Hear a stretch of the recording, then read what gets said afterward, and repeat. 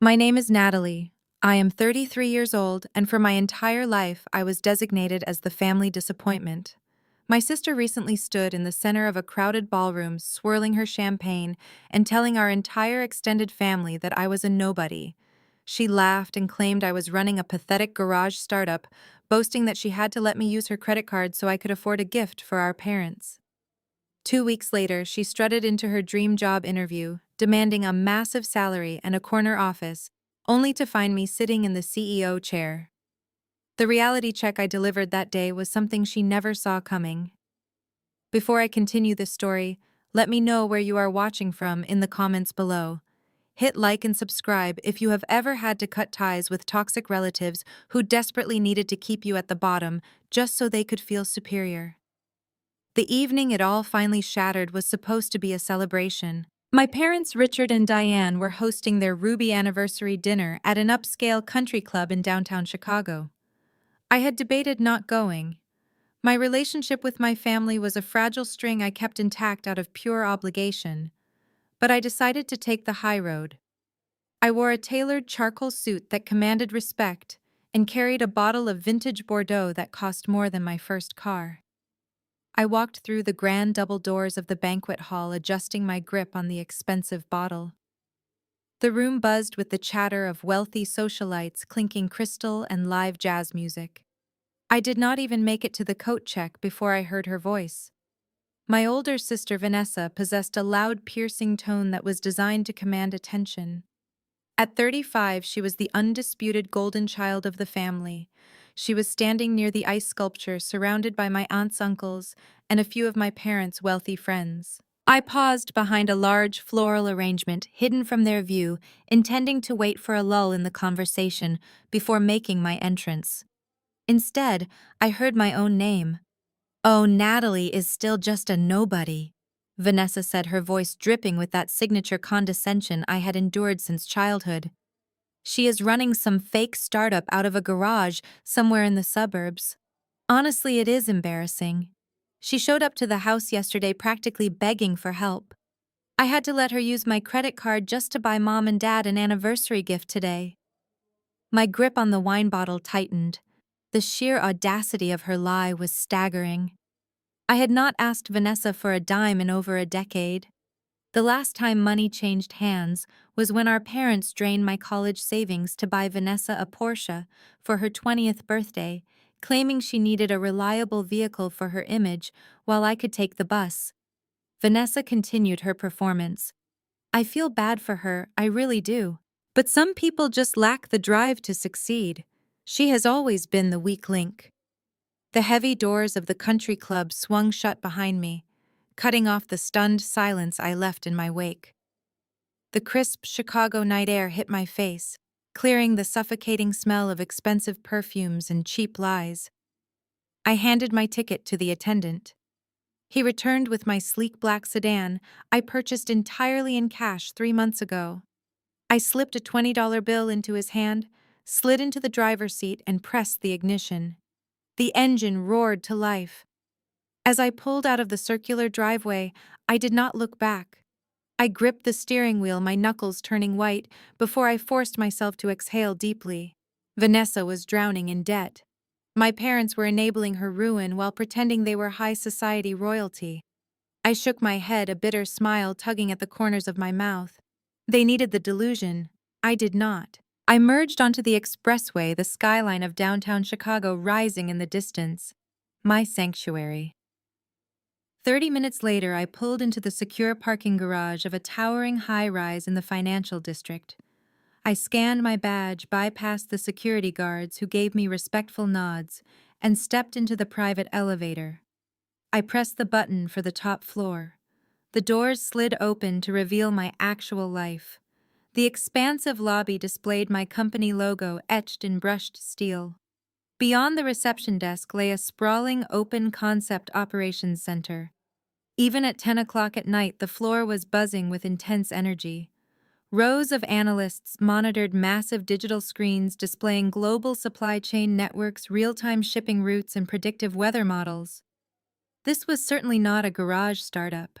This was a thriving technology empire handling complex logistics for the biggest retail giants in North America. I walked past the glass walls of the conference rooms, shedding the tension from the anniversary dinner with every confident step. Here I was no longer the family disappointment. Here I was, the chief executive officer. Before I could reach my corner office, my chief operating officer David intercepted me. He looked highly stressed, holding a tablet tightly against his chest. "Natalie, we have a massive situation developing," David said, matching my rapid pace as we walked. A severe winter storm just grounded all freight flights out of Anchorage. Our biggest retail client has $30 million worth of inventory sitting idle on the tarmac. If those shipments do not reach the Midwest distribution centers by tomorrow morning, their entire weekend promotional launch will collapse. They are threatening to invoke the penalty clause in our contract. I did not panic. I did not hesitate. I walked straight into my office, tossed my clutch onto the glass desk, and turned to the interactive display board covering the back wall. "Bring up the predictive routing models for the Pacific Northwest right now," I commanded. David tapped his tablet and the wall illuminated with color-coded shipping lanes. I scanned the live data, processing the variables with clinical precision. "The storm is moving east," I noted, pointing to a swirling red mass on the screen. "We cannot fly over it, but we can bypass it by rail if we move immediately. Contact the emergency transport hub in Seattle. Reroute the cargo from Anchorage on the next available flight to Seattle before the storm grounds everything there too. From there, secure exclusive rights to a high-speed freight train directly to Chicago." David hesitated for a fraction of a second. "The dedicated rail option will cost us an extra $200,000 in emergency transit fees." "Do it," I ordered without missing a single beat. Eating a $200,000 transport fee is infinitely better than losing a $30 million client and paying a penalty that could tank our quarterly earnings. Call the client right now. Tell them we anticipated the weather delay and have already secured an alternative route that guarantees their inventory arrives with 2 hours to spare. Make us look like the heroes we are." David nodded, a relieved smile breaking across his tired face. "You got it, boss." He turned and hurried out to execute the plan the crisis effectively neutralized under my direct command. I stood alone in my spacious office, the quiet hum of the city vibrating through the floor-to-ceiling windows. I looked out over the glittering expanse of Chicago, the endless grid of streetlights stretching into the dark night. The view from the 50th floor was a constant reminder of how far I had climbed. In less than 5 minutes, I made a firm decision that saved a multi-million-dollar contract. I managed a payroll of over 200 employees who depended on my leadership. I navigated high-stakes corporate warfare every day and consistently won. And yet my older sister thought she could humiliate me over a bottle of wine. I walked to my private bar cart and poured a glass of cold, sparkling water. The stark contrast between my reality and Vanessa's pathetic delusion was comical. She spent her days wandering through high-end boutiques, putting designer handbags on credit cards with exorbitant interest rates, desperately projecting an image of wealth she did not possess. She lied to our relatives just to stroke her fragile ego. She lived in a delicate house of cards, waiting for a strong breeze to knock it down. I had built my foundation on reinforced concrete. I did not need to boast at family parties to feel validated. I did not need to pretend to be important. The massive revenue numbers rolling across my glowing monitor spoke for themselves. I took a slow sip of my water, feeling detached from the toxic circus I had left behind. Little did I know Vanessa's escalating financial desperation was about to bring her directly to my corporate doorstep, setting the perfect stage for a brutal collision that would burn her fake empire straight to the ground. I watched as DeAndre, Vanessa's husband, shifted uncomfortably beside her. DeAndre was a brilliant, hard-working African-American man who worked as a senior auditor. He was the only person in my family's immediate orbit who seemed to see through Vanessa's endless facade. He gently placed a hand on her arm, his expression tight. "Vanessa." "That is enough," DeAndre murmured, trying to lower the volume of the conversation. "You do not need to invent stories about your sister. Let us just focus on your parents tonight. But my parents were standing right there, and instead of defending me, they rushed to validate their golden child. My mother Diane waved her hand dismissively at DeAndre. "Oh, stop it, DeAndre," my mother scolded. "Vanessa is telling the truth. Natalie has always been a burden to this family. We tried to push her toward a real career, but she insisted on playing business owner in a garage. We are just grateful Vanessa has such a generous heart to help her sister buy our gift. It is humiliating that our youngest daughter cannot even afford a decent bottle of wine without begging her sister for a handout." My father Richard nodded in solemn agreement, swirling his scotch. "It is a tragedy, really. But at least we have Vanessa to maintain the family standard." I stood frozen behind the flowers. I did not cry. The girl who used to cry in her bedroom over their constant rejection was long gone. Over the last 5 years, I built a supply chain technology firm from scratch. I was the CEO of a company that was currently expanding across the Midwest, securing massive contracts. I was completely self-made, while Vanessa was drowning in credit card debt to maintain her illusion of wealth. I knew for a fact she was weeks behind on her mortgage, and yet here she was using my name as a stepping stone to elevate her own pathetic status. The anger that washed over me was not hot or explosive, it was freezing cold and clear. I stepped out from the floral arrangement and walked directly into their circle. The group fell dead silent. The aunts and uncles, laughing at my expense, suddenly looked absolutely terrified. My mother paled and my father nearly spilled his drink. Vanessa froze, her fake smile dissolving into a mask of pure shock. I did not yell. I simply looked at my parents, then turned my gaze to my sister. I stepped forward and placed the vintage Bordeaux firmly on the cocktail table, right next to her cheap Prosecco. The heavy thud of the glass bottle echoed. "I hope that credit card of yours is not declined yet, Vanessa," I said. "The bank gets impatient when you miss mortgage payments." I turned and walked out. 2 weeks passed since the anniversary dinner. I had not spoken a single word to my family. I was too busy closing our quarterly financials and searching for a new vice president of communications.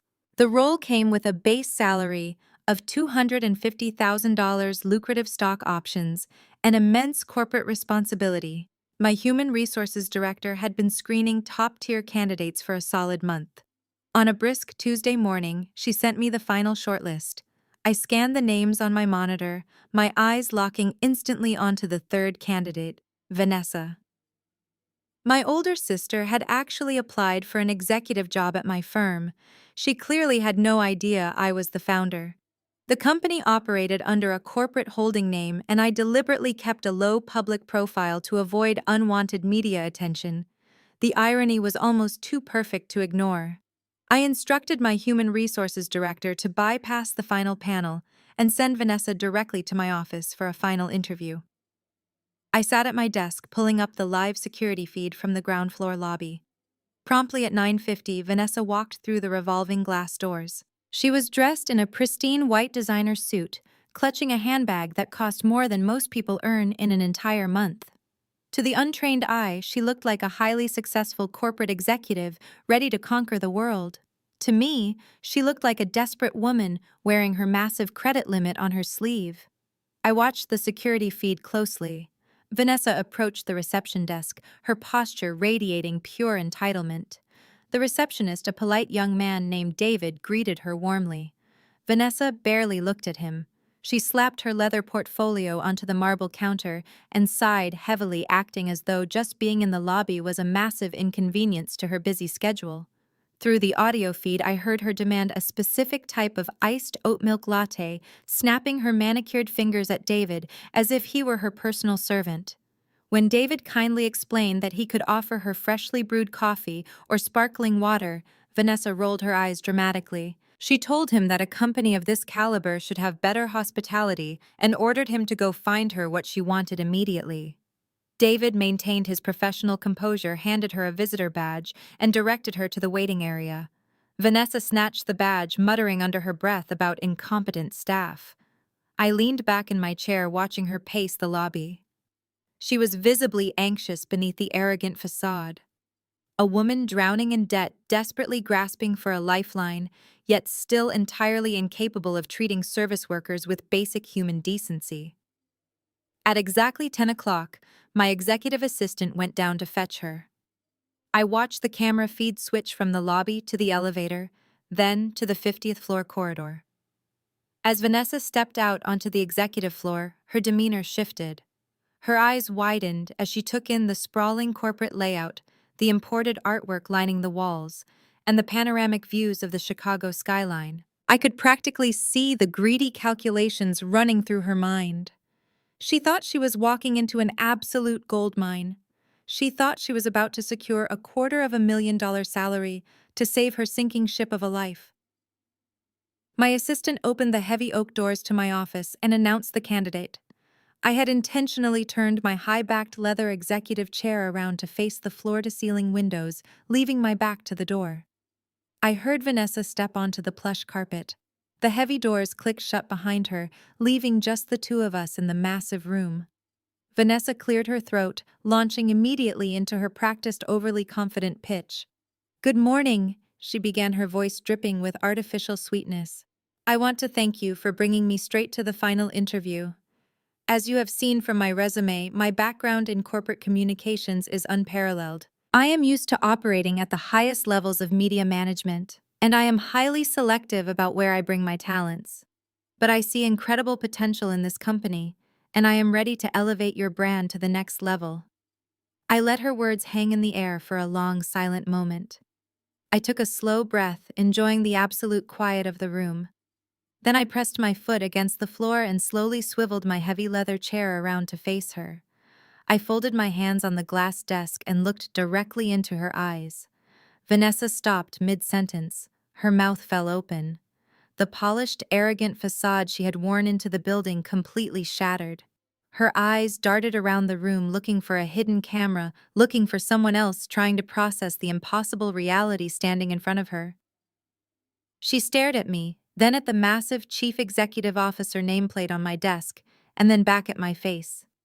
The color rapidly drained from her cheeks. For 10 solid seconds, she was completely paralyzed by shock. But Vanessa was a textbook narcissist. Shame was an emotion she simply did not possess. Instead of feeling embarrassed about her horrible behavior at the anniversary dinner, or mortified that she was sitting across from the sister she had relentlessly mocked her entire life, her survival instincts kicked in. The shock on her face was quickly replaced by a cold, calculating smirk.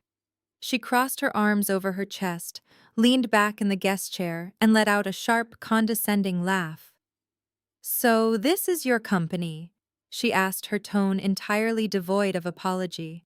"Well, that certainly changes things. Good. Tell your human resources department to draft my paperwork immediately. Since we are family, we can skip all the tedious formalities. I want a starting salary of $300,000, full executive benefits, and a 3-month advance wired to my account by Friday." I stared at her in silence. The audacity of her demand hung in the quiet air. Vanessa sat there with a smug expression, fully expecting me to yield to her demands, just as our parents had done for her entire life. She believed shared blood entitled her to bypass merit and reality. I did not raise my voice. I did not show anger. I simply reached into the top drawer of my desk and pulled out a manila folder. I dropped it onto the glass surface. The heavy thud echoed across the room, wiping the smirk off her face. "What is that?" Vanessa asked, eyes narrowing as she shifted uncomfortably in her chair. "This," I said calmly, resting my hands on the file, "is the comprehensive background check my Human Resources Department runs on all executive candidates. Usually I only review the summary, but when I saw your name on the shortlist this morning, I decided to read the full report. It makes for absolutely fascinating reading, Vanessa." I opened the folder and pulled out her heavily embellished resume. "Let us review your background in corporate communications. You claim right here that you spent the last 2 years working as an independent brand strategist for high net worth clients. But according to employment records and tax filings, you have not earned a single legitimate paycheck in exactly 26 months. Your consulting firm is an unregistered website domain that receives zero traffic and generates zero revenue. Vanessa crossed her legs tightly, her face flushing a deep shade of crimson. I took a sabbatical to focus on family networking. You would not understand how high-level social connections work in the real world. My role requires discretion. I understand fraud. I corrected her. You lied on a federal employment application. In the corporate world, fabricating your work history is immediate grounds for blacklisting. You have zero recent experience. I turned to the next page in the file, but the lies on your resume pale in comparison to the absolute disaster of your financial footprint. You walked in here demanding a huge salary and a cash advance like you hold all the leverage. But this credit report tells a very different story about your fabulous lifestyle. I leaned forward, locking my eyes onto hers. Your credit score is in the mid-400s. You have maxed out 6 premium credit cards. You are severely delinquent on 2 luxury vehicle leases. Your bank initiated pre-foreclosure proceedings on your house last Tuesday because you have not paid the mortgage in 4 solid months. Vanessa gasped, gripping the armrests of her chair so hard her knuckles turned white. How did you get that information? That is strictly confidential. You have no right to look at my private finances. When you apply for a $250,000 executive role that handles sensitive corporate data, you sign a waiver authorizing a deep financial probe. I explained, my voice remaining entirely clinical and devoid of emotion. We cannot have executives who are vulnerable to bribery or blackmail. And you, Vanessa, are the exact definition of a corporate liability. You are bleeding money to fund a fake socialite lifestyle that you cannot afford, and now the bill has finally come due. Her breathing turned ragged. The confident posture she brought into my office had completely collapsed. The ugly truth was out in the open, laid bare on my glass desk. She had spent her entire life stepping on me to elevate herself, maintaining an illusion of superiority. Now she was sitting in my empire, exposed as a massive financial failure. You cannot do this to me, Vanessa hissed, her voice trembling with rising panic and untethered rage. I am your sister. You have millions. You owe me this job. If you do not give me this advance, the bank is going to take my house. I owe you absolutely nothing, I stated, my tone dropping to a freezing register. You stood in front of our entire family 2 weeks ago and called me a nobody. You claimed my business was a pathetic garage startup. You mocked me to make yourself feel superior while secretly drowning in debt. Did you really think I would hand my company communications over to a financially illiterate fraud? I pointed a single finger toward the heavy oak doors. The exit is on your left. For a second, she just sat there, mouth agape, unable to process that her golden child status meant absolutely zero inside my walls. Then the realization hit her, and the narcissist rage took completely over. Vanessa leaped out of her chair, knocking it backward onto the floor with a crash. You vindictive brat, she screamed, slamming her fists onto my desk. You think you are better than me. I will ruin you.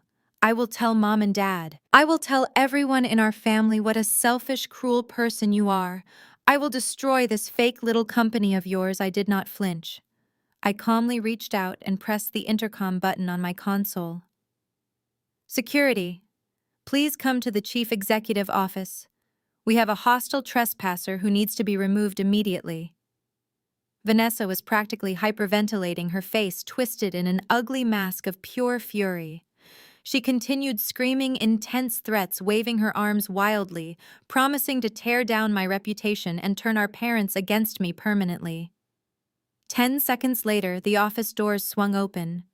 2 security guards stepped swiftly into the room. They grabbed Vanessa by her arms without hesitation. She thrashed and kicked violently, her expensive designer heels slipping on the plush carpet as they dragged her backward away from my desk. Get your hands off me! Do you know who I am? She shrieked, her voice echoing down the 50th floor corridor for all my employees to hear. I am going to make you pay for this, Natalie. You hear me? You will pay. The heavy oak doors closed, silencing her. The morning after I threw my older sister out began very calmly. I arrived at my downtown skyscraper at 7 sharp, completely unbothered by Vanessa's temper tantrum. I assumed she ran home to cry to our parents, spinning a narrative where she was the victim. I expected angry texts. I did not expect a physical ambush. At exactly 8:45, my phone buzzed with an alert. It was David, the ground floor receptionist. His voice was tense. "Boss, I am so sorry to interrupt, but there is a major situation down here. A man and a woman just bypassed the security perimeter. They are screaming your name and refusing to leave. They claim to be your parents." A cold wave of clarity washed over me. I knew exactly how Richard and Diane operated. They thrived on public scenes, using embarrassment to force compliance. They thought if they humiliated me in front of my staff, I would cave to their demands, just to make the screaming stop. They were playing a game I had outgrown a decade ago. I told David to hold his position. I was coming down. When the elevator doors slid open on the ground floor, the chaos hit me instantly. The expansive marble lobby had transformed into a circus. My mother Diane stood near the turnstiles, pointing an accusatory finger at a guard. My father Richard stood beside her, his face purple with indignant rage, shouting about how his daughter owned this building and they demanded access. Dozens of my employees were frozen in their tracks, staring in shock at the two people treating a tech firm like a cheap reality television set. My heels clicked sharply against the marble floor. The crowd instinctively parted for me, creating a clear path straight to the center of the lobby. Natalie, my mother, shrieked the second she saw me. She pushed past the guard and marched toward me, her face contorted in furious entitlement. "How dare you? How absolutely dare you treat your own flesh and blood like a common criminal? You humiliated your sister yesterday. You owe her an apology, and you owe her that job right now." I stopped 3 feet away from her. I stood at my full height, projecting the absolute authority of a chief executive. "You are trespassing on private corporate property," I said, my voice ringing out clearly across the silent lobby. Every single employee was watching. I wanted them to see exactly how I handled hostile threats. "Trespassing," my father barked, stepping up beside my mother. He puffed out his chest. "We are your parents. We demand respect. Vanessa came home yesterday completely devastated. She is facing a minor financial setback, and you have a whole company here. Giving her a senior management position is the absolute minimum you should do. It is called family loyalty, Natalie. You look out for your own family loyalty." I repeated, my tone dropping to a dangerous, icy register. The words echoed off the high marble walls. "You want to stand in my building and lecture me about family loyalty? You mean like when you drained my entire college fund to buy Vanessa a Porsche for her 20th birthday? Because she needed to maintain an image for her sorority, while I had to work 3 night shifts just to pay for my textbooks. Is that the family loyalty you are talking about?" Diane gasped, her eyes darting nervously toward the watching crowd. "Keep your voice down, Natalie. We are not discussing the past. We are talking about right now. Your sister is going to lose her house. She needs $250,000 salary to fix her mistakes. You are going to sign her contract today, or we are not leaving this lobby." I looked at my parents, absorbing the absolute magnitude of their toxic delusion. They were perfectly willing to let my company burn to the ground just to save their golden child from facing a consequence. "You are right about one thing," I said smoothly. "We are not discussing the past. We are discussing the present. And in the present, I am the sole owner of this company. I do not reward incompetence, and I do not negotiate with terrorists throwing temper tantrums in my lobby. Vanessa is a liar and a liability. She will never step foot in this company, and neither will you." I turned my gaze to the head of building security. "Escort these 2 individuals out of my building immediately," I ordered. "If they resist, call the Chicago police and press formal trespassing charges. If they ever show their faces near this property again, do not wait for my permission. Have them arrested on sight." My mother let out a high-pitched shriek of absolute disbelief. "You cannot do this to us. We are your parents. We gave you life. You ungrateful little brat, you will be nothing without us. We will ruin your reputation." The security team moved in with swift efficiency. Two large guards flanked my father, who was suddenly sputtering and backtracking as the reality of the situation set in.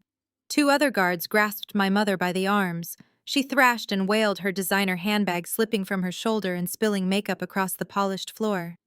The sight was utterly pathetic. They were dragged backward toward the revolving glass doors, screaming threats and profanities that grew fainter as they were forced outside onto the cold concrete of the city street. The heavy doors spun to a halt. The lobby was painfully silent. My employees stared at me, processing the brutal efficiency with which I had just discarded my own toxic parents. I took a slow, deep breath, smoothing the lapels of my suit jacket. I turned to face the crowd of professionals who relied on my leadership. "I apologize for the morning disruption, everyone," I said, my voice perfectly steady and reassuring. "Security has handled the situation. Please return to your respective departments. We have a massive quarterly goal to crush today, and I expect total focus. Let us get to work." The spell broke. The tension vanished instantly. A murmur of agreement rippled through the lobby as my employees nodded, their respect for me visibly cemented.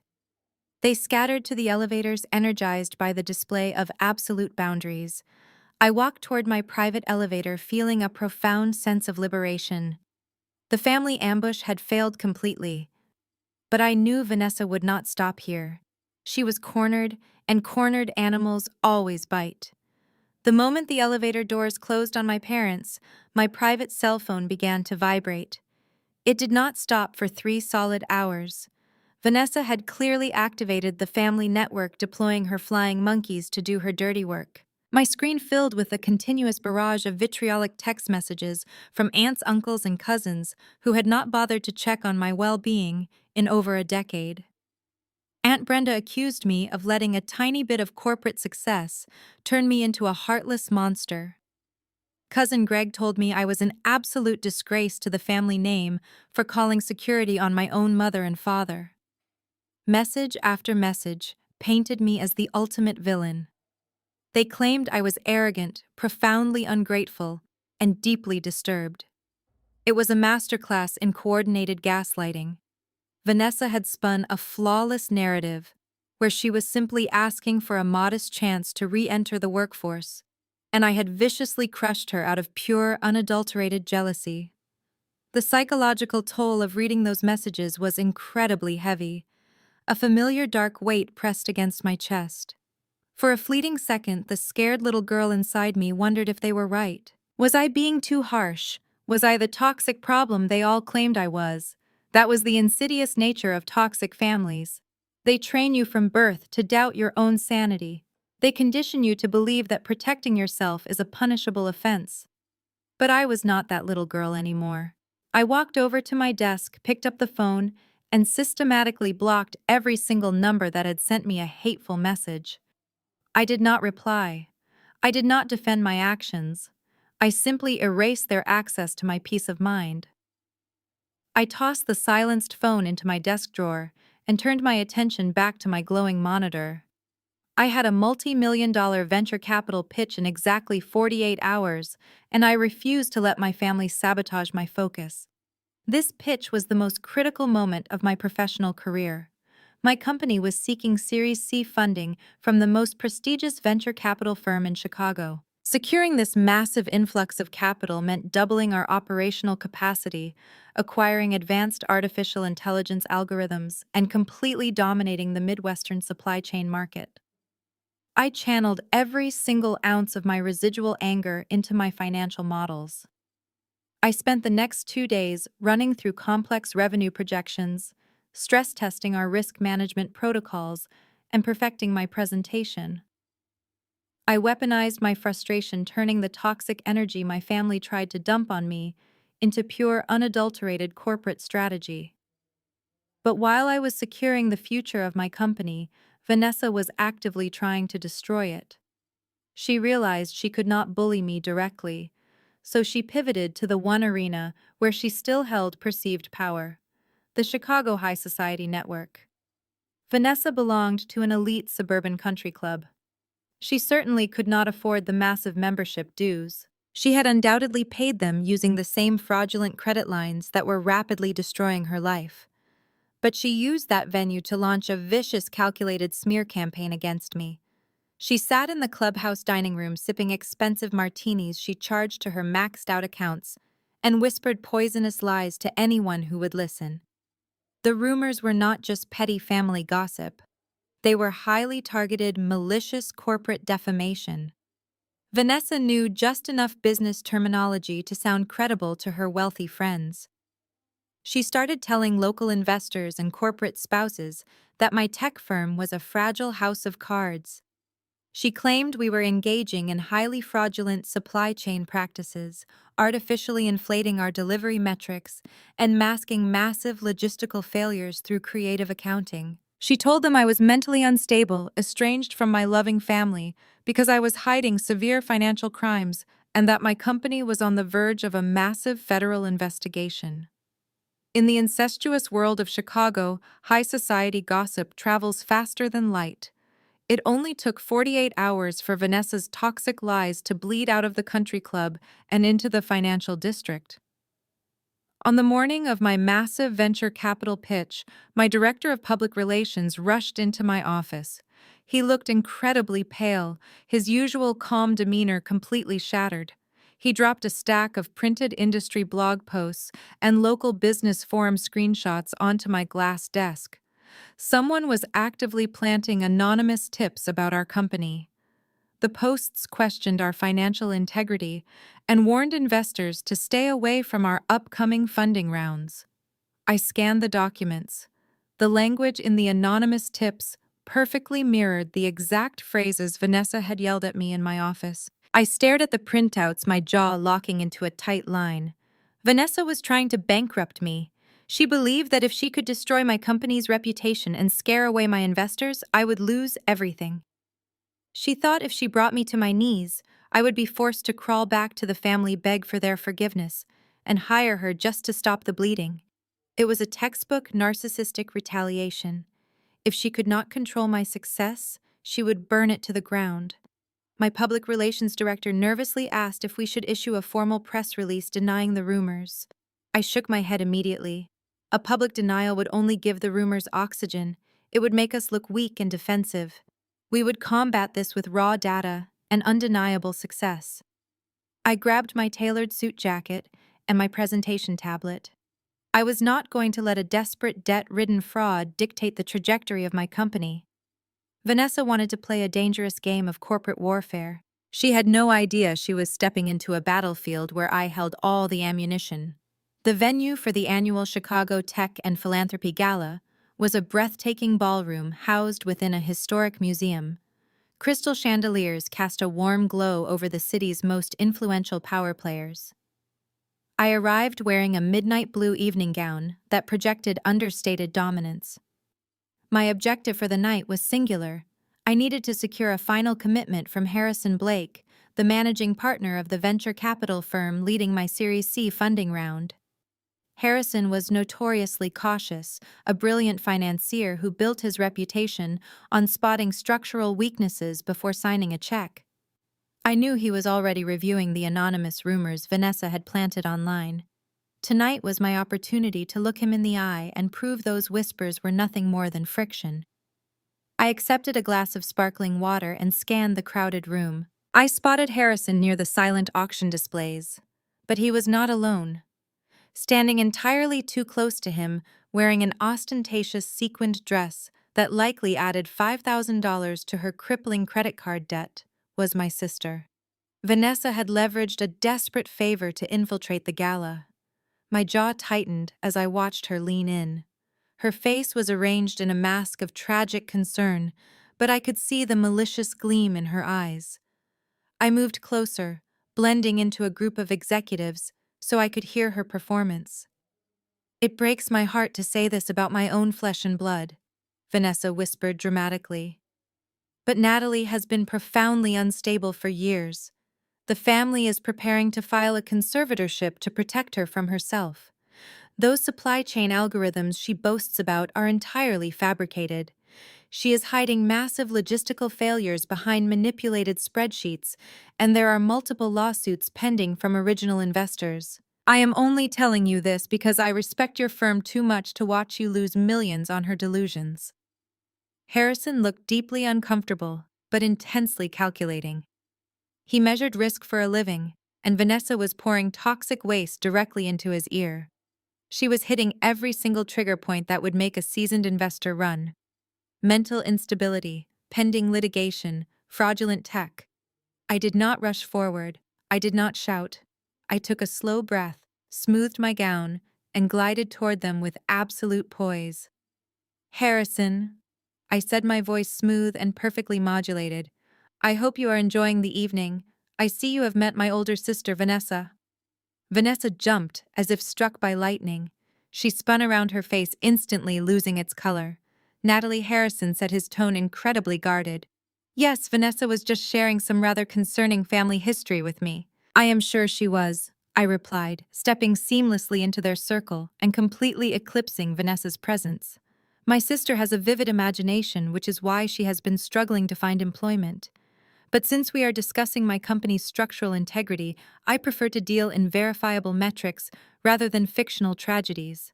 I turned my attention entirely to Harrison, freezing Vanessa out of the conversation. I know you have seen the anonymous blog posts questioning our delivery metrics. I said, my tone brisk. I anticipated your concern, which is why I sent your lead analyst our raw, unedited API logs exactly 1 hour ago. You will find our supply chain routing efficiency has exceeded projections by 12% this quarter. Furthermore, we just successfully audited our internal financials with an independent federal compliance firm.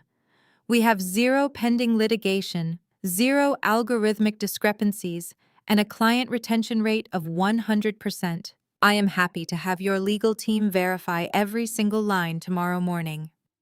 Harrison's guarded expression slowly dissolved into a look of profound respect. He pulled out his phone, checked an email from his analyst, and nodded. The raw data matches your claim, Natalie. The API logs are flawless. Vanessa stood there, completely emasculated. She tried to interject, her voice shrill and desperate. She is lying to you, Harrison. You cannot trust her. Harrison did not even look at her. He turned to a passing security guard. This woman is harassing us. Please escort her back to her assigned table. Vanessa sputtered. Her face flushed with absolute humiliation as the guard firmly asked her to step away. She shot me a look of pure venom before marching off toward the lobby. Once we were alone, Harrison turned to me. His professional smile faded into a look of serious warning.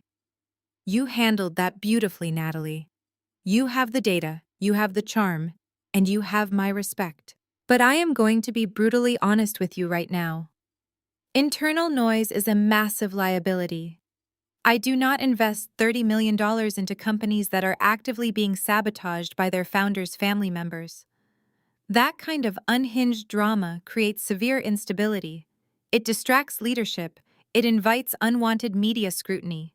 You are a brilliant CEO, but if you cannot control the blast radius of your own sister, I cannot trust you with my capital. I stood perfectly still in the crowded room, absorbing the heavy gravity of his devastating words. Handle your family, Natalie Harrison warned softly. Handle them quickly, cleanly, and permanently. Or, I pull my funding on Monday morning. He gave me a curt nod and walked away. I was left standing alone in the glittering ballroom, the weight of his ultimatum pressing down on my chest. My life's work was hanging by a delicate thread. Vanessa had finally pushed me into a corner. I needed to completely neutralize her before Monday. My mind was already racing, calculating urgent legal strategies when my phone vibrated in my clutch. Instead of an angry text from my sister, the caller identification displayed a name that made my heart skip a sudden beat. It was DeAndre. He was calling my private cell phone late on a Saturday night. I answered immediately, rushing out to the quiet balcony. What he said next changed everything completely. I left the charity gala immediately after Harrison delivered his devastating ultimatum. The crisp night air did nothing to cool the burning urgency in my chest. I handed the valet my ticket, slid into my car, and drove straight back to the financial district. The city streets were mostly empty at this hour, a blur of streetlights and dark shadows mirroring my racing thoughts. Harrison had made the stakes absolutely clear. $30 million in venture capital, the future expansion of my company, and my professional reputation were all hanging in the balance. I could not allow a delusional, debt-ridden narcissist to destroy everything I had built with my own two hands. I swiped my security badge at the ground floor turnstiles. The towering glass building was deserted at midnight, save for the overnight security detail. I rode the private elevator up to the 50th floor in total silence. The operational floor, usually buzzing with analysts and logistics coordinators, was dark and quiet. I walked straight into my corner office, tossing my clutch onto the leather sofa and booting up my primary workstation. The glow of the large monitors illuminated the dark room. I did not bother turning on the overhead lights. I needed absolute focus. I opened a secure, encrypted channel to my corporate legal team. I began drafting a comprehensive directive for an aggressive defamation lawsuit against Vanessa. I was not going to send a polite cease and desist letter. I was going to drop a legal anvil on her head. I documented every single lie she had spread at the country club, every fabricated rumor she had whispered to my investors, and the exact malicious statements she had made to Harrison Blake tonight. I instructed my lead litigator to prepare a multi-million-dollar civil suit for tortious interference, corporate defamation, and intentional infliction of financial harm. I wanted the lawsuit filed the moment the courts opened on Monday morning. I wanted her served by a uniformed officer in front of her wealthy neighbors. I wanted to tie her up in so much litigation that she would never be able to afford a defense, let alone continue attacking my company. I typed furiously, my fingers flying across the mechanical keyboard. I was pulling financial statements, attaching the anonymous blog posts, and building an impenetrable fortress of evidence. I had spent my entire life avoiding a direct war with my family. I had moved out, built my own empire, and maintained a polite distance to keep the peace. But Vanessa had crossed the line from petty sibling rivalry into outright corporate sabotage. She had forced my hand. I was going to dismantle her fake reality piece by piece. I reached for my glass of water, taking a slow sip as I reviewed the final draft of the legal directive. It was airtight. It was brutal. It was exactly what she deserved. I hovered my mouse over the send button, ready to deploy my legal team. Suddenly, the harsh ringing of my private cell phone shattered the midnight silence of my office. I flinched, my hand jerking away from the mouse. I stared at the phone sitting on my glass desk. Only a handful of people had that specific number. I picked up the device and checked the caller identification. It was DeAndre, my brother-in-law. I frowned, my thumb hovering over the screen. DeAndre was a good man, an incredibly sharp auditor who had always treated me with quiet respect. But he was still married to the woman actively trying to destroy my life. Why was he calling me at midnight on a Saturday? My first instinct was to ignore it. I assumed Vanessa had sent him to do her bidding, perhaps to apologize on her behalf, or beg me to drop my retaliation.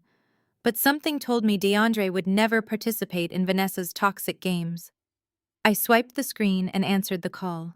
DeAndre, I said, keeping my voice firm and professional. If Vanessa asked you to call me, you are wasting your breath. I am currently finalizing a massive civil lawsuit against your wife. She went after my investors tonight. Natalie, wait. Please, do not hang up. DeAndre spoke in a hushed, breathless whisper. His voice sounded strained, entirely unlike his usual confident and composed tone. He sounded completely terrified. I paused, my hand gripping the phone tighter. DeAndre, what is going on? Where are you? I am sitting in my car at a gas station 3 miles away from my house, he replied, his breathing shallow and erratic. I had to leave to make this call. I could not risk her hearing me. Natalie, you cannot just sue her. A civil lawsuit for defamation is not going to fix this. She is trying to tank my funding round, DeAndre. I countered, my frustration bleeding through. I am not going to sit back and let her ruin my company just because we share the same parents. I am filing the suit on Monday. Listen to me. DeAndre urged, his voice cracking with sheer panic. You need to know what she is actually doing. The rumors she is spreading about you are just a smokescreen. She is trying to create chaos to cover her own tracks because she is completely out of time. Out of time for what I asked, leaning forward in my chair. The anger in my chest was suddenly replaced by a creeping sense of dread. It is worse than you think, Natalie, he whispered, the fear in his voice echoing through the silent office. I am a senior auditor. I look at financial fraud every single day for a living. I know exactly what I'm looking at. I just found a hidden lockbox in her closet tonight while she was at that charity gala. I broke it open. I thought she was just hiding past due credit card bills or late notices from the mortgage company. But what I found inside is going to destroy our entire family. My heart hammered against my ribs. I stared out the floor to ceiling windows, the glittering lights of Chicago suddenly feeling very cold and distant. The severity in his tone was unmistakable.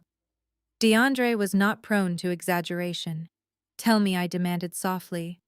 She is not just broke, DeAndre said, his voice dropping to a terrified register. She has been committing massive financial crimes. She has fabricated government documents. She has crossed a legal line that nobody can walk back from. Natalie, this involves the feds. A civil lawsuit will just alert her that the walls are closing in. You need to meet me right now. I told DeAndre to text me the address and immediately shut down my workstation. I drove my own car and pulled into the cracked asphalt lot of a 24-hour diner on the industrial outskirts of the city. It was the kind of place that thrived in shadows illuminated only by a flickering neon sign against the dark sky. It was completely deserted except for a lone waitress wiping down the counter and a single patron in a corner booth. I locked my car and walked through the heavy glass door. A bell chimed softly. I bypassed the counter and headed straight for the back. DeAndre sat slumped in the cracked vinyl booth.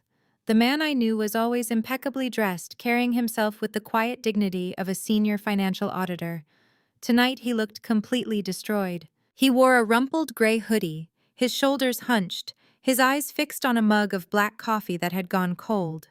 Deep dark circles bruised the skin beneath his eyes. He looked like a man who had not slept in days, bearing the physical weight of a reality he could no longer deny. Resting on the sticky laminate table was a thick manila envelope. I slid into the booth across from him. He just stared at the mug, gripping the table tightly. Thank you for coming, Natalie, he said, his voice raspy and devoid of its usual warmth. I know it is late. I know you have a massive funding round to secure. I would not have called you if I had any other choice. I folded my hands on the table, studying his exhausted face. You said she crossed a legal line, DeAndre. You said it involves federal authorities. Tell me exactly what is going on. He let out a heavy sigh, leaning his head back against the vinyl seat. Before I show you what is inside this envelope, I need you to understand why I stayed in this marriage for as long as I did. I nodded silently, giving him the space he desperately needed. DeAndre rubbed his tired eyes. You know your parents, Natalie. You know exactly who Richard and Diane are. From the moment Vanessa introduced me to them, I was never good enough. I am a hardworking black man who pulled himself up by his bootstraps to become a senior auditor. But to your parents, I was just a diversity project they tolerated to pretend to be progressive at their country club dinners. I endured a decade of their subtle racism, the backhanded compliments about my articulation, the constant blatant disrespect when they would talk over me at family dinners, as if my opinions held zero value. I listened, my heart breaking for him. I knew the toxic environment my parents cultivated better than anyone. Why did you stay? I asked softly. Why put yourself through that psychological grinder? He looked at me, his expression hardening with a fierce sorrow. Because I took my vows seriously. I stood at an altar and promised to love Vanessa through better or worse. But more importantly, I stayed for the children. I have 2 kids who need a father. I knew Vanessa was self-absorbed with a pathological need to impress your toxic parents. But I thought I could be the anchor. I thought I could shield the kids from her worst impulses. I thought I could manage the chaos. He tapped the thick manila envelope with his index finger. But you cannot manage a narcissist, Natalie. You cannot outwork their delusion. Over the last 2 years, her spending spiraled completely out of control. She lost her job because she refused to accept constructive feedback. Instead of adjusting our lifestyle, she doubled down. She had to keep up appearances. She had to prove to your parents that she was still the golden child, especially after you started building your tech empire. Your success drove her insane. She could not handle the fact that the sister she mocked was becoming a self-made millionaire while she was secretly suffocating under a mountain of debt. She hid the mail. DeAndre continued, his voice dropping to a harsh whisper. She intercepted the bank notices. I work 60 hours a week. I trusted her to manage the household accounts. That was my biggest mistake. I thought the worst-case scenario was a depleted savings account or maxed-out credit cards. I was prepared to face financial ruin and rebuild our lives from scratch for the sake of our children. But she did not just overspend. She committed a federal crime. She crossed a line that I cannot protect her from. DeAndre picked up the thick manila envelope. He held it in his hands for a moment, staring at it, as if it were a live explosive. If I go down with her, my kids lose both their parents, he said, his voice cracking. They end up in the custody of Richard and Diane. I will die before I let your parents raise my children. I have to protect my kids, and I have to protect myself. Right now, you are the only person with the power and the spine to stop her. He slid the envelope across the table.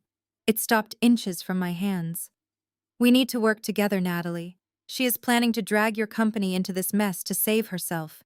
Your parents are helping her do it. If you do not strike first, she will take us both down. I looked at the envelope, then up at DeAndre. I saw a man who had finally hit his breaking point, ready to burn the illusion to the ground. I reached out and placed my hand firmly over the envelope. You are a good father, DeAndre, I said quietly. And you are right. We are going to end this. I pulled the heavy manila envelope toward me across the cold table. Now please show me exactly what she did to us. I unclasped the metal fastener and tipped the thick manila envelope over the sticky laminate table. A cascade of dense financial documents slid out. The fluorescent lights of the diner flickered above us, casting long shadows across the paperwork. I reached for the first stack. They were premium bank statements, the kind issued only to high-net-worth clients. But the numbers printed in bold black ink told a story of absolute financial carnage. I flipped through the pages, my eyes tracking the endless column of outbound transfers. Luxury car leases, exorbitant country club fees, international resort deposits, and high-end retail purchases. The balances were not just zero. They were deeply, dangerously overdrawn. But overspending was not a federal crime. Stupidity was not illegal. I looked up at DeAndre, waiting for the devastating blow he had promised. He reached across the table, his hand trembling slightly, and separated a specific bundle of papers from the pile. He slid them directly in front of me. Look at the date on these loan origination documents, he instructed, his voice tight. And then look at the signature line at the very bottom. I picked up the stapled packet. It was a formal contract for a home equity line of credit. A second mortgage. The principal amount was staggering. $150,000. The origination date was exactly 8 months ago. I flipped to the final page.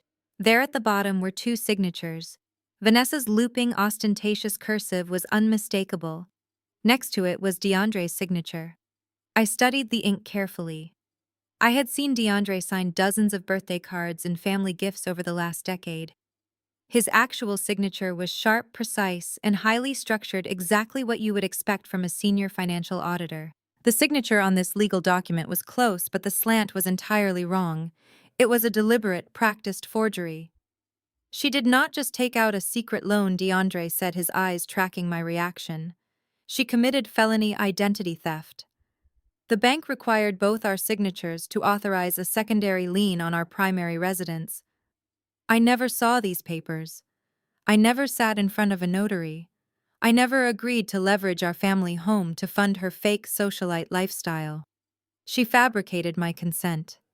She found an unethical online notary forged my name and authorized the transfer of $150,000 directly into a private account I did not even know existed. I sat back in the vinyl booth, the sheer magnitude of her deception rendering me temporarily speechless. Vanessa had essentially stolen her own family's shelter. When the money hit her secret account, she did not use it to pay off her mounting credit card debt. DeAndre tapped the bank statements bitterly. She used it to maintain her illusion. She bought that ridiculous sequined dress she wore to your charity gala tonight with the money she stole from our equity.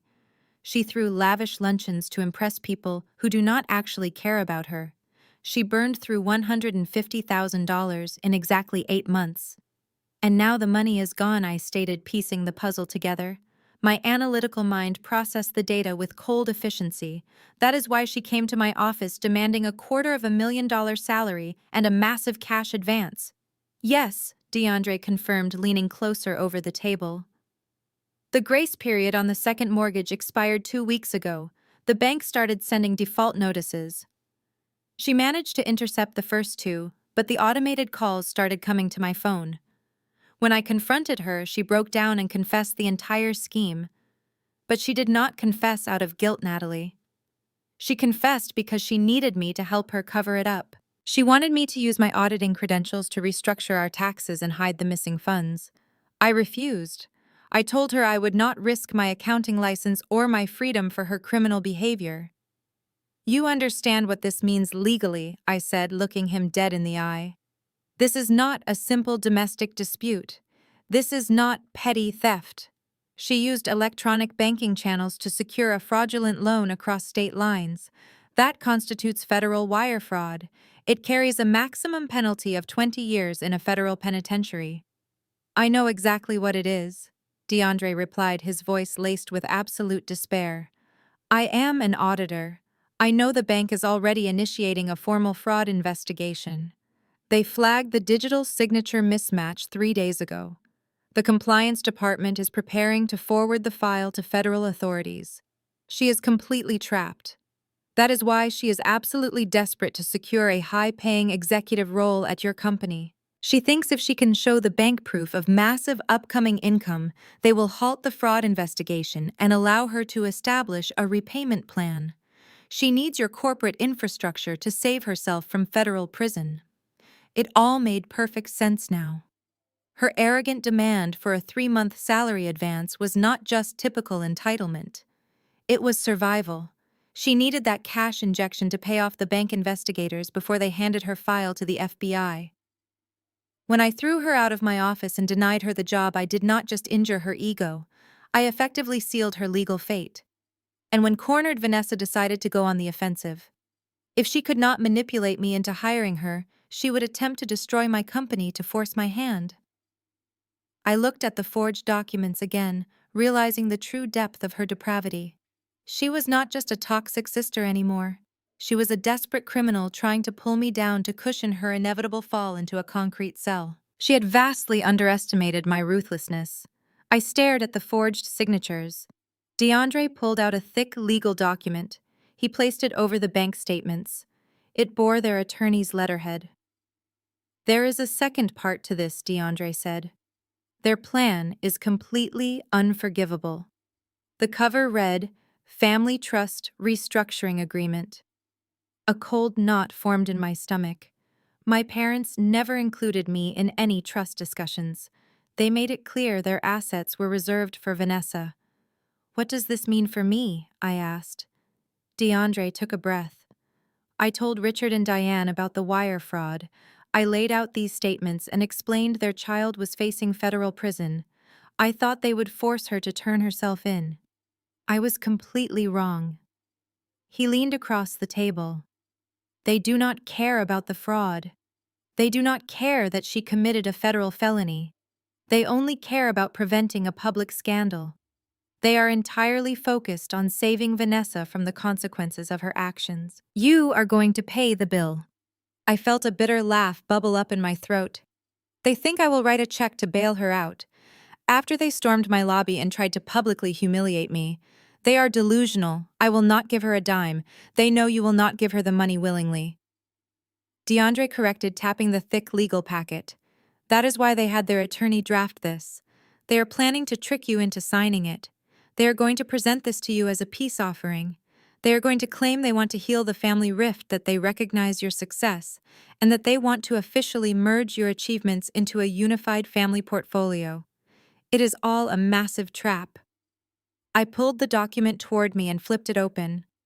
I am a chief executive. I read complex vendor contracts every single working day. I do not sign anything without my corporate legal team tearing it apart first. What exactly is hidden in here? DeAndre reached over and turned the pages, rapidly stopping near the very end of the massive packet.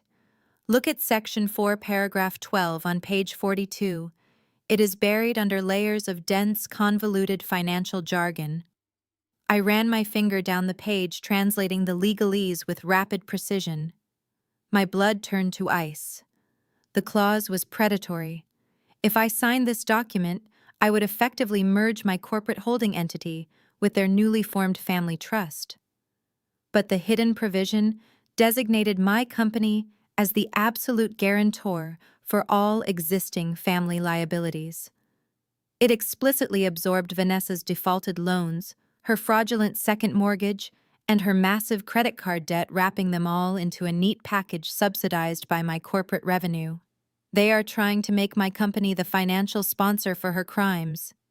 I stated, my voice eerily calm despite the raging inferno of betrayal igniting in my chest. If I sign this document, I become legally responsible for her debt. My venture capital investors would discover this during their routine compliance audits. They would instantly view my company as a high-risk liability. It would completely tank my $30 million funding round. Harrison Blake would pull his capital immediately. This document would bankrupt me. Yes, DeAndre confirmed, his face drawn and serious. They view you as nothing more than a sacrificial automated teller machine. To Richard and Diane, your tech company is not a legitimate business. It is just a convenient slush fund to rescue their favorite daughter. They genuinely believe that because you share their blood, they have a supreme right to harvest your assets. They are willing to completely destroy your life's work just to keep Vanessa out of a federal penitentiary.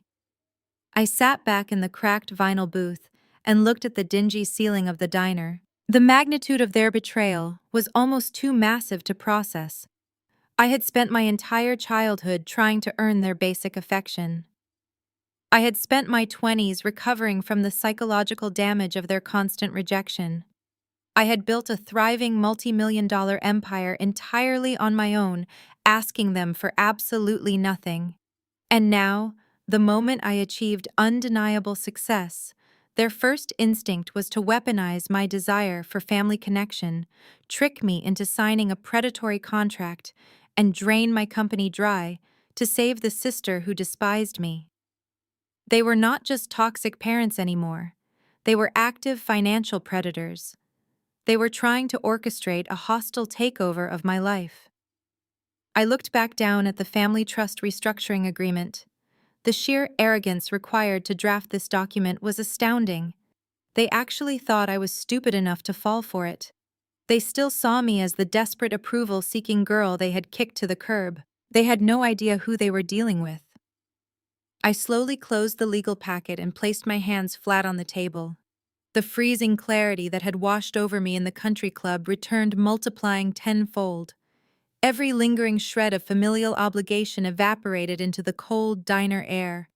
The biological tether connecting me to Richard and Diane snapped permanently. I did not feel sorrow. I felt an overwhelming, dangerous sense of focus. DeAndre watched me carefully, waiting for my reaction. He had risked everything to bring me this information. He had handed me the exact blueprint of their impending attack. When are they planning to present this to me? I asked, my voice deadly quiet. Soon, DeAndre replied. Richard's 65th birthday is next week. They are throwing a massive catered party. Vanessa is currently charging the venue and the caterers to her maxed-out cards, assuming you will pay for it once the trap is sprung. They are going to invite you. They are going to make a huge public spectacle of welcoming you back into the fold, and then they are going to corner you with a pen. Right on cue, My cell phone vibrated against the sticky laminate surface of the diner table. The sudden buzzing sound sliced through the heavy silence that had settled between DeAndre and me. I glanced down at the illuminated screen. A text message notification glowed brightly in the dim light. The sender was Diane, my mother. I stared at the name for a long moment. The timing was almost poetic. DeAndre had just finished explaining their elaborate predatory scheme to drain my corporate assets, and here was the bait arriving right on schedule. I swiped the screen to unlock my phone and open the message. Attached was a digital invitation dripping in gold cursive fonts and gaudy graphics. It announced a massive formal milestone celebration for Richard's 65th birthday to be held at one of the most expensive and exclusive ballrooms in downtown Chicago. Beneath the extravagant attachment was a personal message from my mother. It read, "Natalie, it is time to heal the family rift. We know we have had our differences, but you belong with us. Please come to your father's birthday gala next Saturday. We have a very special surprise for you. We are finally ready to make things right. A very special surprise." I read the words again, feeling a sharp, cynical smile stretch across my face. They were incredibly predictable. If I had not just spent the last 20 minutes reviewing forged loan documents and a predatory trust restructuring agreement, I might have actually fallen for the illusion.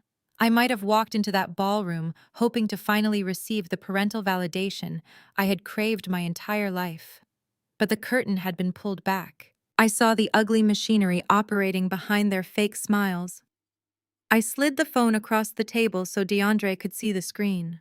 He leaned forward, his tired eyes scanning the glowing text. A heavy sigh escaped his lips as he read the manipulative words. "They think you are an absolute fool," he muttered, shaking his head in disbelief. "They think a fancy invitation and a fake apology will make you drop your guard completely." I retrieved my phone and placed it face down. "They rely on emotional leverage," I stated calmly. "They assume my desire for a family is stronger than my business acumen. It is a fatal miscalculation." I looked across the table at the man who had suffered alongside me. DeAndre had endured a decade of microaggressions, financial manipulation, and outright disrespect. He had watched his wife betray their vows, steal their home equity, and jeopardize the future of his children. He was at his absolute breaking point. I leaned forward, resting my forearms on the table, closing the physical distance between us. My eyes locked onto his, cold and resolute. "Are you ready to be free of them, DeAndre? Are you ready to cut the cancer out of your life and protect your kids permanently?" DeAndre did not flinch. The exhaustion in his eyes was suddenly replaced by a fierce, undeniable determination. He reached down to the floor and hoisted his leather briefcase onto the booth seat next to him. He unsnapped the metal clasps, reached inside, and pulled out a crisp white stack of legal documents. He set them firmly on top of the forged bank statements. "I have been ready for months, Natalie," he said, his voice steady and strong. "These are signed divorce petitions. Below them are emergency filings for sole physical and legal custody of our children. I retained an aggressive family law attorney 3 weeks ago when I first suspected she was hiding money. He advised me to secure all my personal assets and quietly gather evidence of her unfitness as a mother. Finding the wire fraud documents tonight gave me the final piece of ammunition I needed. I am divorcing her, Natalie. I am taking my kids and I am walking away from this toxic circus forever." A profound sense of respect washed over me. DeAndre was not just warning me, he was taking decisive action to dismantle his own nightmare. We were no longer victims waiting for the next blow. We were two highly competent professionals preparing a synchronized retaliation. "Then we do this together," I said, tapping the surface of the table. "We walk into that ballroom next Saturday, and we let them spring their trap. We let Richard stand up in front of his wealthy friends and present this fraudulent family trust document. We let Vanessa think she has won the ultimate prize. We give them exactly enough rope to hang themselves publicly." DeAndre leaned in closer, his analytical mind engaging with the strategy. "We need to be incredibly precise. If I file the federal fraud report too early, she might get tipped off and attempt to flee, or worse, Try to hide the remaining assets. I need to submit the evidence to the federal authorities and the bank investigators on the exact day of the party. Agreed? I nodded, my corporate instincts taking over. I will have my legal team completely verify the predatory clauses in their trust agreement. I will make sure my corporate assets are locked down behind an impenetrable firewall. When Vanessa hands me that contract, she is going to expect a signature. Instead, I am going to hand her the very evidence of her federal crimes. And while she is processing that, DeAndre added, a grim satisfaction settling over his features. I will step forward and serve her with the divorce and custody papers right in front of her precious high society audience. We hit her with the federal fraud, the financial ruin, and the divorce simultaneously. She will have absolutely no avenue of escape. It is the only language they understand, I replied, my voice hard as steel. Consequences.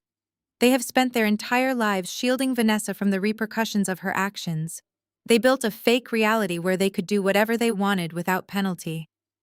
We are going to introduce them to the real world. We spent the next hour in that dim diner meticulously plotting the timeline. We coordinated our legal strategies, ensuring that our respective attorneys would file the necessary injunctions and reports just hours before the party began. We mapped out every detail, leaving nothing to chance. Vanessa and my parents thought they were orchestrating a brilliant ambush. They had no idea they were simply setting the stage for their own absolute destruction. I paid the diner tab in cash, and we walked out into the cold Chicago night. The wind was harsh, but I felt a burning fire in my chest. I looked at DeAndre as we stood by our cars. "See you at the party," I said. "Count on it," he replied. The trap was set. Now all we had to do was wait for them to walk right into it. Saturday evening arrived with a biting winter chill rolling off Lake Michigan, whipping through the downtown skyscrapers. I pulled my sleek black sedan up to the valet stand of the grandest, most historic hotel in the center of Chicago. The venue Richard and Diane had chosen for this milestone birthday was a massive gilded ballroom that reeked of old money, heavy perfume, and staggering expense. The irony of the situation was almost suffocating. Every glittering crystal chandelier, every towering floral arrangement of imported white orchids, and every single ounce of premium caviar waiting inside was entirely funded by felony wire fraud. Vanessa had swiped stolen credit lines to build this magnificent, crumbling illusion. I stepped out of my car, the valet handing me a ticket with a highly respectful nod. I did not dress to blend in with their predictable suburban aesthetics.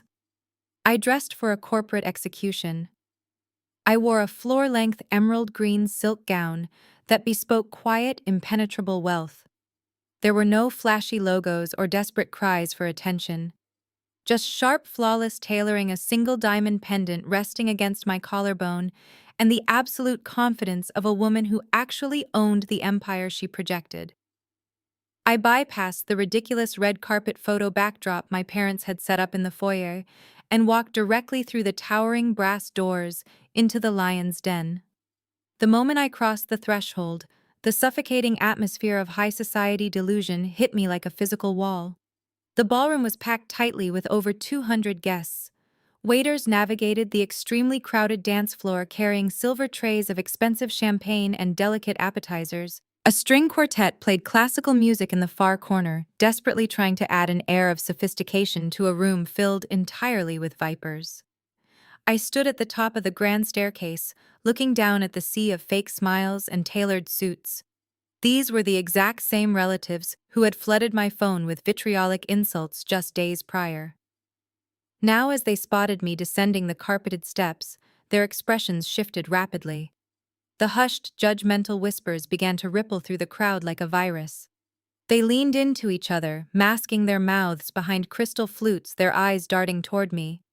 They actually thought I was walking into my own surrender. Richard and Diane had clearly primed the audience, feeding them a fabricated narrative that the prodigal, troubled daughter was finally returning to beg for forgiveness and merge her assets with the family trust. I could see the greedy calculations operating in my aunts' and uncles' eyes. They looked at me not as a relative but as a newly acquired bank account ready to be drained. I moved through the ballroom with the predatory grace of a shark gliding through a tank of oblivious fish. Several relatives attempted to intercept my path, plastering on sickeningly sweet smiles that did not reach their eyes. Aunt Brenda, the same woman who had called me a heartless monster via text message on Tuesday morning, suddenly reached out her hand to touch my right arm. She began cooing loudly about how wonderful it was that I decided to finally do the right thing for my aging parents. I did not stop walking. I merely offered her a freezing, dead-eyed smile that made her hand recoil instantly, as if she had touched a hot stove. I accepted a glass of sparkling water from a passing waiter, keeping my mind completely sober and exceptionally sharp. Every single detail in this room was a piece of criminal evidence. I noted the extravagant lighting package, the custom ice sculptures bearing my father's initials, and the top-tier open bar flowing with imported liquor. It was a masterclass in financial self-destruction. They were dancing joyfully on the deck of the Titanic, and my sister was the one who had intentionally steered them right into the massive iceberg. I scanned the perimeter of the room looking for my silent partner. I spotted DeAndre standing quietly near the massive arched windows. He wore a crisp, tailored black suit. He looked incredibly calm, his posture projecting the steadfast readiness of a man holding the ultimate winning hand. We did not exchange a verbal greeting. A single imperceptible nod was all we needed to confirm the trap was primed.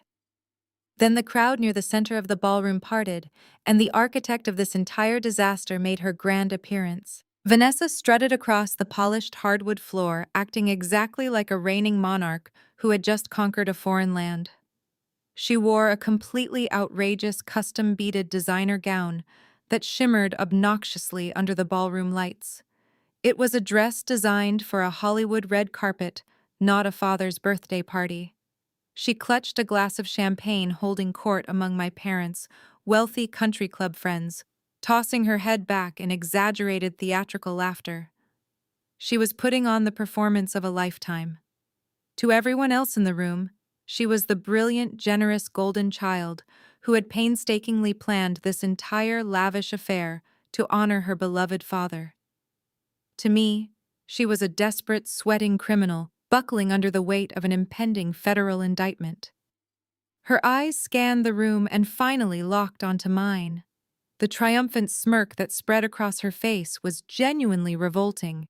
She truly believed she had won the war. She thought my presence in this room meant I had completely surrendered to the social pressure. She thought I was terrified of the rumors she had spread and had come to bend the knee to save my corporate reputation. She lifted her champagne flute directly in my direction, offering a mocking salute from across the ballroom. I did not look away. I did not show a single ounce of intimidation. I held her gaze, took a slow, steady sip of my sparkling water, and waited patiently for her to step right into the terrifying absolute jaws of the steel trap we set. The sharp ringing of a silver fork striking a crystal champagne flute sliced through the ambient hum of the ballroom. The string quartet abruptly stopped playing. The low murmur of hundreds of conversations faded into an expectant hush as all eyes turned toward the grand stage erected at the far end of the room. My father Richard stepped up to the microphone. He wore a custom-tailored tuxedo that fit his inflated ego perfectly. The spotlight hit his silver hair, giving him the appearance of a distinguished, benevolent patriarch.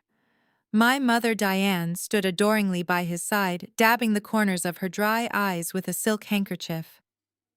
"Thank you, everyone," Richard began, his voice booming through the state-of-the-art sound system.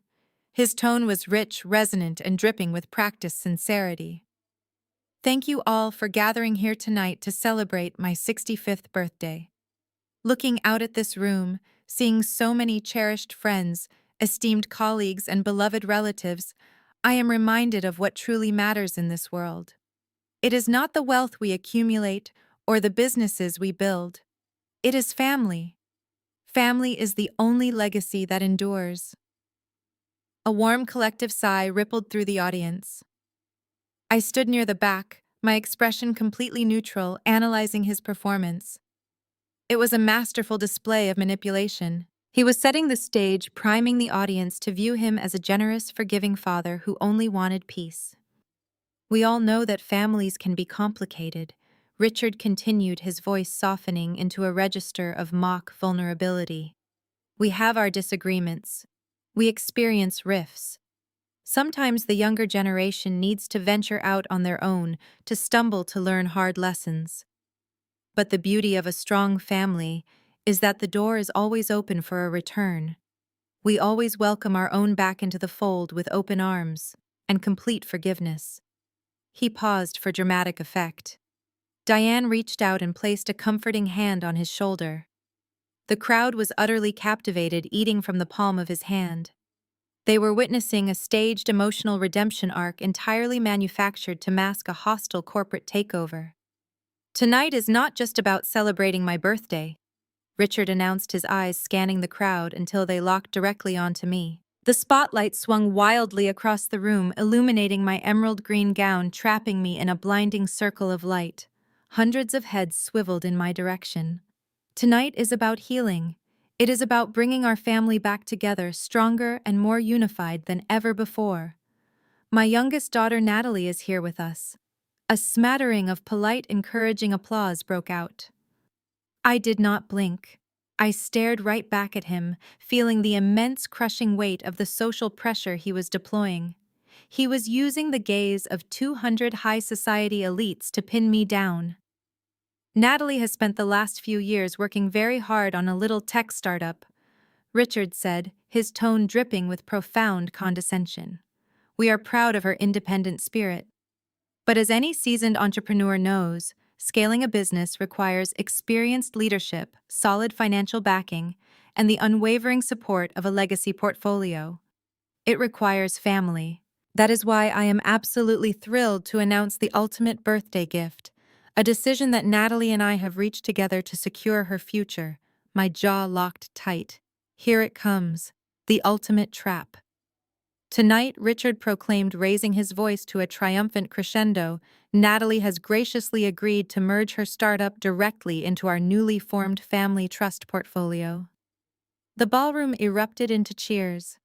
People clapped loudly, their faces glowing with approval. But Richard held up his hand, signaling that the best part was yet to come. And to ensure this new acquisition thrives, he continued, his smile stretching impossibly wide. The company will be co-managed by someone with the highest caliber of executive experience. It will be guided by the brilliant, steady hand of my eldest daughter, Vanessa. The crowd absolutely lost their minds. Thunderous applause echoed off the gilded ceiling. Aunts and uncles whistled. Wealthy investors clapped each other on the back, praising Richard for his brilliant, benevolent leadership. They viewed it as a heartwarming story of a successful family rescuing their struggling estranged daughter and bringing her little garage project into the big leagues. Vanessa stepped up onto the stage, joining my parents. She practically floated, bathing in the adulation. She waved to the crowd, placing a hand over her heart, as if she were accepting an Academy Award. She looked down at me from the elevated platform, her eyes flashing with pure, unrestrained malice. She truly believed she had cornered me. She believed that standing in front of Chicago's elite, I would never have the courage to cause a scene. She thought the overwhelming social pressure would crush my spine, forcing me to walk up those stairs, bow my head, and hand over the keys to my empire just to avoid a public scandal. Come up here, Natalie. Richard beckoned into the microphone, extending his arm toward me. Come join your family. Let us make this official. The spotlight remained fixed on me. The clapping shifted into a rhythmic, expectant beat. 200 people were staring at me, waiting for the prodigal daughter to walk up and accept her salvation. The psychological warfare was staggering. Any normal person would have buckled under the sheer force of the public humiliation and intense familial coercion. They had designed this exact moment to be entirely inescapable. I stood perfectly still for 3 seconds, letting the silence around me stretch. I looked at Richard's fake, welcoming smile. I looked at Diane's dramatic, weeping joy. I looked at Vanessa's predatory smirk. Then I caught a glimpse of DeAndre standing near the windows. He gave me a single, slow nod. I lifted my chin. I offered the crowd a polite, flawless smile. I handed my glass to a waiter. I stepped forward. The walk from the back of the grand ballroom to the elevated stage felt like navigating through a dense jungle of ravenous predators. The crowd parted for me, a sea of tailored suits and glittering gowns, shifting to create a narrow aisle. The brilliant white beam of the spotlight followed my every move, warming the silk of my emerald dress, but casting the faces of the guests into sharp, intimidating shadows. Polite applause washed over the room, a rhythmic drumming that masked the underlying current of absolute greed. I kept my posture rigidly straight. Every step I took was measured and deliberate. My heels clicked against the polished hardwood floor, a steady metronome marking the countdown to their ultimate destruction. I could see the eager, expectant looks on the faces of my aunts and uncles. They were practically salivating at the thought of gaining access to my corporate wealth. They truly believed I had been broken by the sheer force of their collective social pressure. They thought I was walking toward my own execution. I reached the base of the stage and gracefully ascended the velvet-carpeted steps. As I reached the platform, my father stepped forward with his arms wide open. He pulled me into a suffocating embrace. He smelled heavily of expensive scotch and designer cologne. He patted my back heavily, playing the role of the benevolent, forgiving patriarch to absolute perfection. "Welcome home, Natalie," he murmured into my ear, his tone laced with a sickening mix of triumph and ownership. "We knew you would finally see reason." I did not return the embrace. I let my arms hang limply at my sides until he pulled back, beaming at the audience, as if he had just reeled in a massive trophy fish. My mother rushed forward next, grasping my hands with her perfectly manicured fingers. She squeezed them tightly, her eyes shining with fake theatrical tears. The flashbulbs of the event photographers blinded me momentarily as they captured this deeply fraudulent family reunion. My mother leaned in close, her smile fixed firmly in place. "Do not make a scene," she whispered through gritted teeth, her voice completely devoid of the warmth she was projecting to the crowd. "Just smile and sign the paperwork. We will discuss the operational details later." I gently but firmly pulled my hands away from her grasp. I turned my attention to the center of the stage. Vanessa stepped forward, her massive sequined gown catching the light with every movement. She carried a heavy black leather binder embossed with the crest of my parents' prestigious law firm. This was the weapon they had forged to steal my empire. This was the predatory contract designed to chain my massive corporate revenue to her catastrophic federal crimes. She held it like a prized jewel, a physical manifestation of her absolute entitlement. The audience quieted down, sensing that the pivotal moment of the evening had arrived. The string quartet in the corner played a soft, encouraging melody. Vanessa stopped right in front of me. She opened the leather binder, revealing the thick stack of dense legal documents. I could see the specific signature line at the very bottom of the page, waiting to trap me in a financial cage.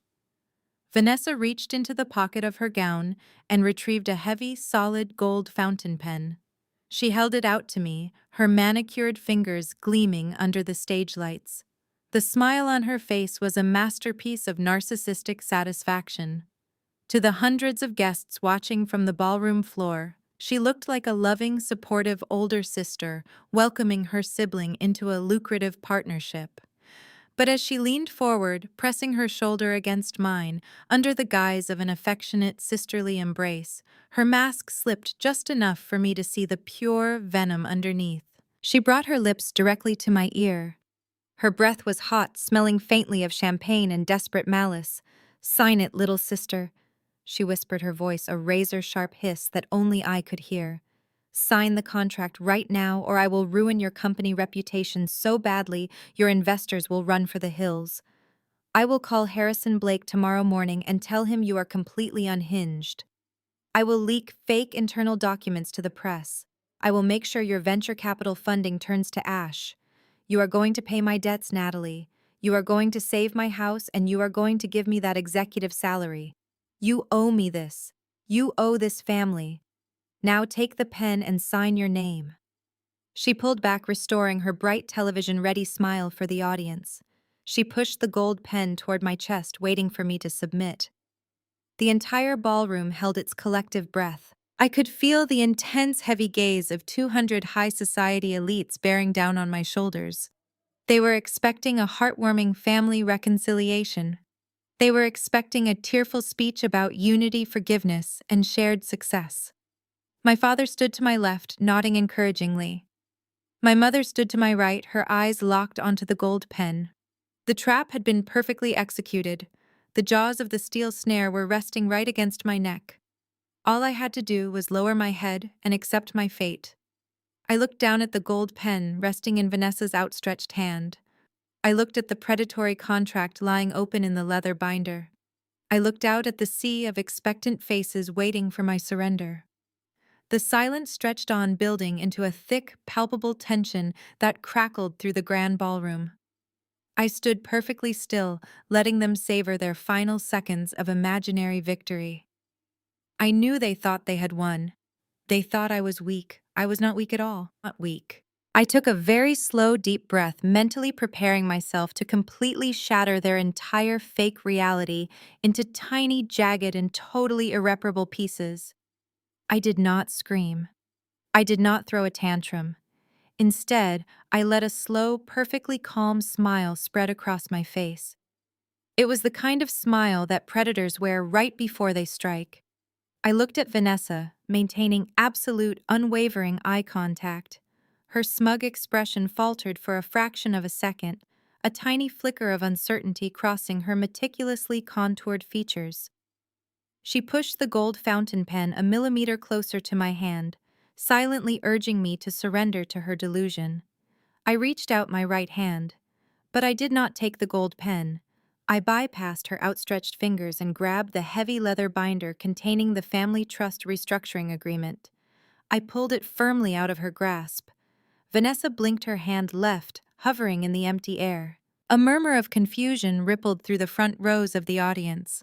My father beamed mistakenly, assuming I was simply bringing the document closer to review the final page before signing away my corporate empire. My mother let out a loud, theatrical sigh of relief, patting her chest with her silk handkerchief. They were so blinded by their own arrogance that they completely missed the clear danger standing right in front of them. I held the open binder in my left hand, letting the thick, legally binding pages fan out slightly. With my right hand, I reached into my emerald green clutch. My fingers bypassed my lipstick and my phone, wrapping securely around a sleek, brushed metal lighter. It was a heavy, expensive piece bought specifically for this exact moment. I pulled it out and held it high up. The polished metal caught the bright glare of the stage spotlight, flashing brilliantly. The ballroom fell utterly silent. The string quartet stopped playing mid-note. The air grew incredibly thick. No one breathed, no one moved. 200 high society guests simply stared, unable to process the sequence of events unfolding before their eyes. I flipped the lid of the lighter open. The metallic click echoed sharply across the quiet room. I struck the flint. A bright, steady orange flame sprang to life, dancing vividly. "Natalie, what on earth are you doing?" My father hissed, his benevolent smile suddenly dissolving into a mask of genuine panic. "Put that away immediately. You are embarrassing us in front of everyone." I ignored him completely. I moved the open binder directly over a massive silver champagne bucket resting on a nearby cocktail pedestal.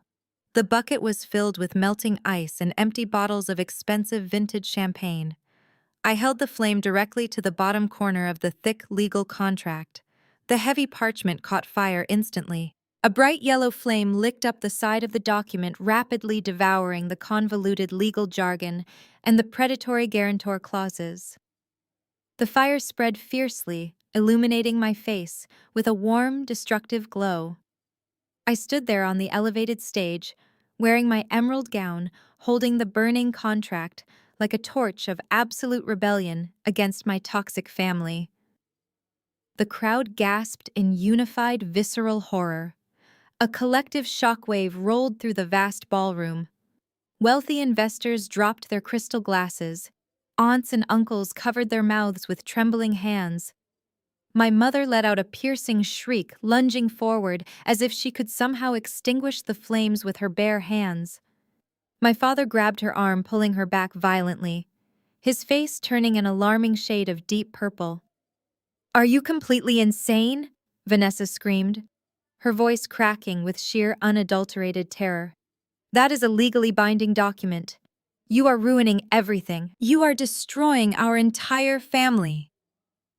I watched the flames crawl closer to my fingers, feeling the intense heat against my skin. When the fire reached the center of the page, I simply let go. The burning contract dropped into the silver champagne bucket with a loud, aggressive sizzle. Thick plumes of gray smoke billowed up into the air, carrying the distinct smell of burning paper and melting leather across the stage. The physical manifestation of their financial trap was reduced to a pile of worthless, soggy ash in a matter of mere seconds. I calmly snapped the metal lighter shut and slipped it back into my clutch. The entire ballroom was in a state of absolute pandemonium, but I remained perfectly still, serving as the quiet eye of the devastating hurricane I had just intentionally created. My father stepped toward me, his hands balled into tight fists, completely abandoning his fake patriarchal warmth. "What is wrong with you?" he roared, spit flying from his trembling lips. "We offered you a seat at the family table. We offered to save your pathetic little company, and you set it on fire. You are an absolute disgrace to this family name." I did not even look at him. My business was solely with my older sister. Vanessa was hyperventilating. Her chest heaved rapidly under her sequined gown. Her eyes were wide with rising panic darting from the smoking champagne bucket directly to my face. She knew her vital lifeline was gone. She knew she was completely out of time. She opened her mouth to hurl another barrage of toxic insults, but I did not give her the chance to speak. I reached back into my bag and pulled out the thick manila folder DeAndre had securely given me at the diner. It was heavy, packed with damning bank statements, desperate default notices, and federal fraud evidence. I stepped right into Vanessa's personal space, closing the distance until we were mere inches apart. I raised the heavy manila folder and slammed it directly into her chest. The sudden impact forced her to take a clumsy step backward. She reflexively wrapped her arms around the folder, clutching it against her gown. She stared down at the plain envelope, her hands shaking violently under the bright stage lights. "I am not signing your debt," I said, my voice echoing through the silent, horrified room with clear precision. "But you should definitely sign this. You are good at forging signatures after all." Vanessa stared at the manila folder clutched against her chest. Her perfectly manicured fingers trembled so violently the thick paper rattled against the sequins of her gown. She looked up at me, her eyes devoid of the arrogant superiority she had worn since our childhood. The entire ballroom remained suspended in a breathless vacuum. My father opened his mouth to shout a command, his face twisting with rage, but the words died in his throat as a new sound echoed across the silent room. It was the sound of slow, deliberate footsteps clicking against the polished hardwood floor. From the deep shadows near the towering arched windows, a figure emerged. DeAndre walked into the bright illumination of the central crystal chandeliers. He wore a razor-sharp tailored black suit that fit his athletic frame perfectly. His posture was impeccably straight, exuding the quiet authority of a man who had meticulously calculated his every move. He did not look like the marginalized son-in-law my parents had treated with subtle disdain for a decade. He looked like an absolute executioner stepping up to the block. The crowd parted for him just as they had parted for me minutes earlier. He walked down the center aisle with a steady, unhurried pace. The wealthy investors and country club socialites shrank back, sensing the immense gravity he carried. My mother, Diane, finally found her voice. Her tone was sharp and dripping with toxic condescension. "DeAndre, get up here and control your wife," she snapped, pointing a trembling finger at Vanessa, "and escort Natalie out of this building before I call the police." DeAndre did not acknowledge my mother. He kept his eyes locked dead ahead as he reached the base of the stage and ascended the velvet-carpeted stairs. He stepped onto the platform and positioned himself firmly by my side. We stood shoulder to shoulder, a unified front against the toxic delusion of my family. Vanessa looked at her husband. Her chest heaved with panicked breaths. "DeAndre, please," she begged, her voice shrinking into a pathetic, high-pitched whine. "Tell her to stop. Tell Natalie to stop ruining my night. You know how she gets. You know she is just jealous of us." DeAndre looked at the woman he had loved, the mother of his children, and his expression remained entirely blank. There was no anger or sorrow. There was only the cold, clinical detachment of an auditor closing a fraudulent ledger. He reached into his suit jacket and withdrew a thick stack of crisp, white legal documents. He stepped past me and tossed the papers onto the cocktail table right next to the smoking silver champagne bucket. "Those are not for Natalie," DeAndre stated, his voice resonating deeply across the silent stage. "Those are for you, Vanessa." Vanessa stared at the stack of papers. "What is this?" she whispered, refusing to touch them. "The top document is a formalized petition for absolute divorce." DeAndre explained, his articulation flawless and carrying easily to the first few rows of the captivated audience. "The second document is an emergency filing for sole physical and legal custody of our 2 children. And the third document is a temporary restraining order effective immediately. You are legally barred from coming within 500 feet of me, our children, or our primary residence." A collective gasp ripped through the massive ballroom. The wealthy onlookers nudged each other, their eyes wide with morbid fascination. My father stepped forward, his face turning bright red. "Now listen here, DeAndre," he barked, attempting to reassert his patriarchal dominance.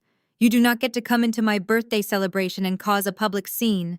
Whatever marital issues you have with my daughter, you will settle them privately. You will not disrespect my family in public." DeAndre turned his head to look at my father. The sheer intensity in his eyes made the older man stop dead in his tracks. "Richard, you lost the right to demand respect the moment you conspired to leverage Natalie's company to cover up a federal crime," DeAndre said clearly. "I suggest you remain completely silent right now, or you will find yourself implicated in the exact same investigation." My father recoiled as if he had been physically struck. He looked at my mother, who had suddenly gone ashen, clutching her pearls in silent horror. Vanessa began to sob, dropping the manila folder onto the stage. "DeAndre, you cannot do this to me," she cried, reaching out to grab his sleeve. "I am your wife. I am the mother of your children. You promised to stand by me." DeAndre stepped back easily, avoiding her grasp. "You stopped being my wife the day you decided to steal our family home to fund your fake socialite lifestyle," he replied. He turned his body, slightly projecting his voice so that every single person in the massive ballroom could hear his next words clearly. "I spent the last 48 hours working with my legal counsel and federal authorities," DeAndre announced to the silent room. "I officially reported you to the Federal Bureau of Investigation. I handed over all documentation proving you committed felony wire fraud and aggravated identity theft.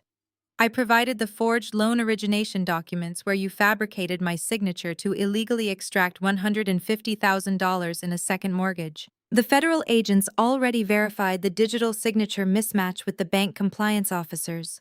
The ballroom erupted into a chaotic symphony of shocked murmurs and scandalized whispers. The high society elite, the very people Vanessa tried to impress by plunging herself into insurmountable debt, were now staring at her with blatant disgust. The illusion she sacrificed her entire life to build was obliterated in a matter of seconds. Vanessa collapsed onto her knees, the heavy beating of her gown scraping against the wooden stage floor.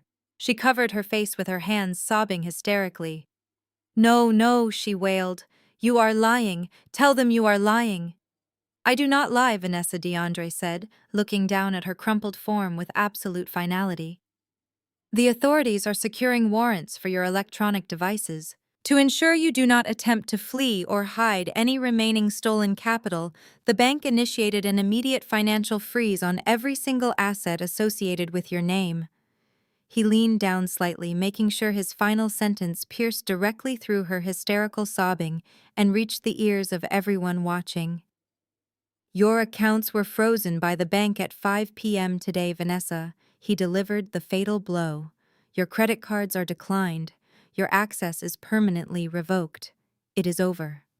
The silence following DeAndre's declaration was absolute, but brief. Reality finally penetrated my parents' thick wall of denial. Richard's face morphed from shock into blind fury. He lunged forward toward DeAndre. You ungrateful traitor! My father spat, his voice trembling with rage.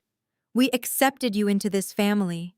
We gave you everything, and you repay us by turning my daughter over to federal authorities. You are going to call them right now and retract every single word you said. DeAndre did not flinch at all. He stood his ground, looking down at the man who had disrespected him for a decade. I cannot retract the truth, Richard. The bank already flagged the fraud.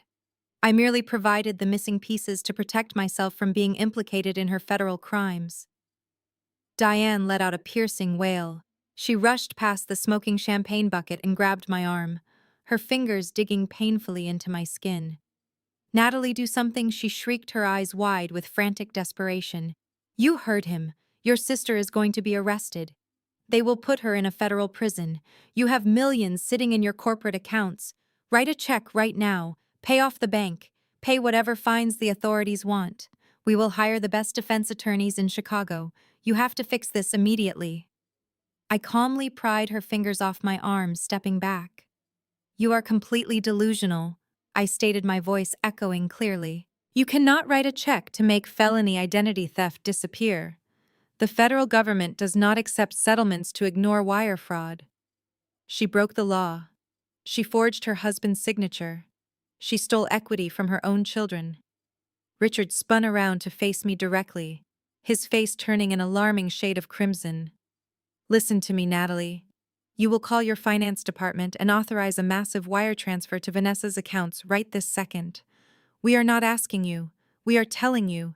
You will absorb her debt, and you will pay for her legal defense. You owe this family. We raised you. You will not stand here and watch your flesh and blood go behind bars when you have the power to stop it. I looked at my father, absorbing the sheer magnitude of his entitlement. Facing his golden child's destruction, he believed he could simply order me to empty my accounts to clean up her mess. He still viewed me as an asset. I do not owe you a single cent, I replied, my tone dropping to a freezing absolute zero. You kicked me out when I was struggling. You told me I was a failure. You tried to trick me into signing a predatory contract tonight that would have bankrupted my life's work. I will not spend $1 to save a criminal from facing the consequences of her own actions. Vanessa sobbed louder, rocking back and forth on the floor. Mom, please make her do it. I cannot go to prison. Diane fell to her knees next to Vanessa, wrapping her arms around her weeping daughter. She looked up at me, her face streaked with mascara. How can you be so heartless if you do not pay off these loans? Vanessa loses everything. But it is not just her. We co-signed her original mortgage. We helped her secure those first credit lines. If she defaults completely, it will ruin us too. I stared at my mother, a cold smile touching the corners of my mouth. I already know, I said quietly. My parents froze. Richard's furious expression faltered, replaced by a sudden creeping sense of dread. What do you mean you already know? He demanded, his voice losing its authoritative boom. When DeAndre showed me the depth of Vanessa's financial ruin, I instructed my lead corporate attorney to run a comprehensive asset investigation on this entire family. I explained, pulling my phone out of my clutch. I needed to ensure there were no hidden legal ties that could entangle my company. My brilliant legal team uncovered exactly how Vanessa managed to sustain her fake luxury lifestyle for so long despite being entirely unemployed. I tapped the screen of my phone, opening an audio file. My attorney sent me this briefing yesterday afternoon. I turned the volume to maximum and held the device up so the entire room could hear clearly. A crisp, professional voice filled the silent ballroom. Natalie, the financial investigation is complete. We discovered a massive cross-default situation. Your parents, Richard and Diane, did not just co-sign Vanessa's primary mortgage 5 years ago. To keep her afloat over the last 24 months, they secretly leveraged their own retirement accounts as collateral for her mounting debt. Furthermore, they took out a massive home equity loan on their own primary residence to inject cash into Vanessa's failing accounts. Because Vanessa has officially defaulted on all primary obligations, the cross-default clauses have triggered across the board. The bank has initiated aggressive collection protocols. Richard and Diane's retirement funds are completely depleted.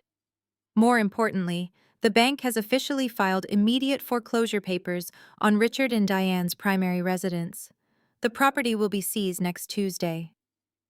I stopped the recording and slipped the phone back into my bag. The silence in the ballroom was absolute and suffocating. The wealthy guests and extended family members stared at my parents in pure shock. The facade of the benevolent patriarch and matriarch was entirely shattered. They were not rich. They were utterly destitute. Richard staggered backward as if he had taken a physical blow. He grabbed the cocktail table to steady himself, his face draining of all color. Diane let out a horrified, strangled gasp. "You handed over your entire retirement," I said, my voice cutting through the room like a blade. "You mortgaged your own home to fund her luxury cars. By trying to ruin me, you have financially ruined yourselves completely. Next week, the bank will take your house. You have absolutely nothing left."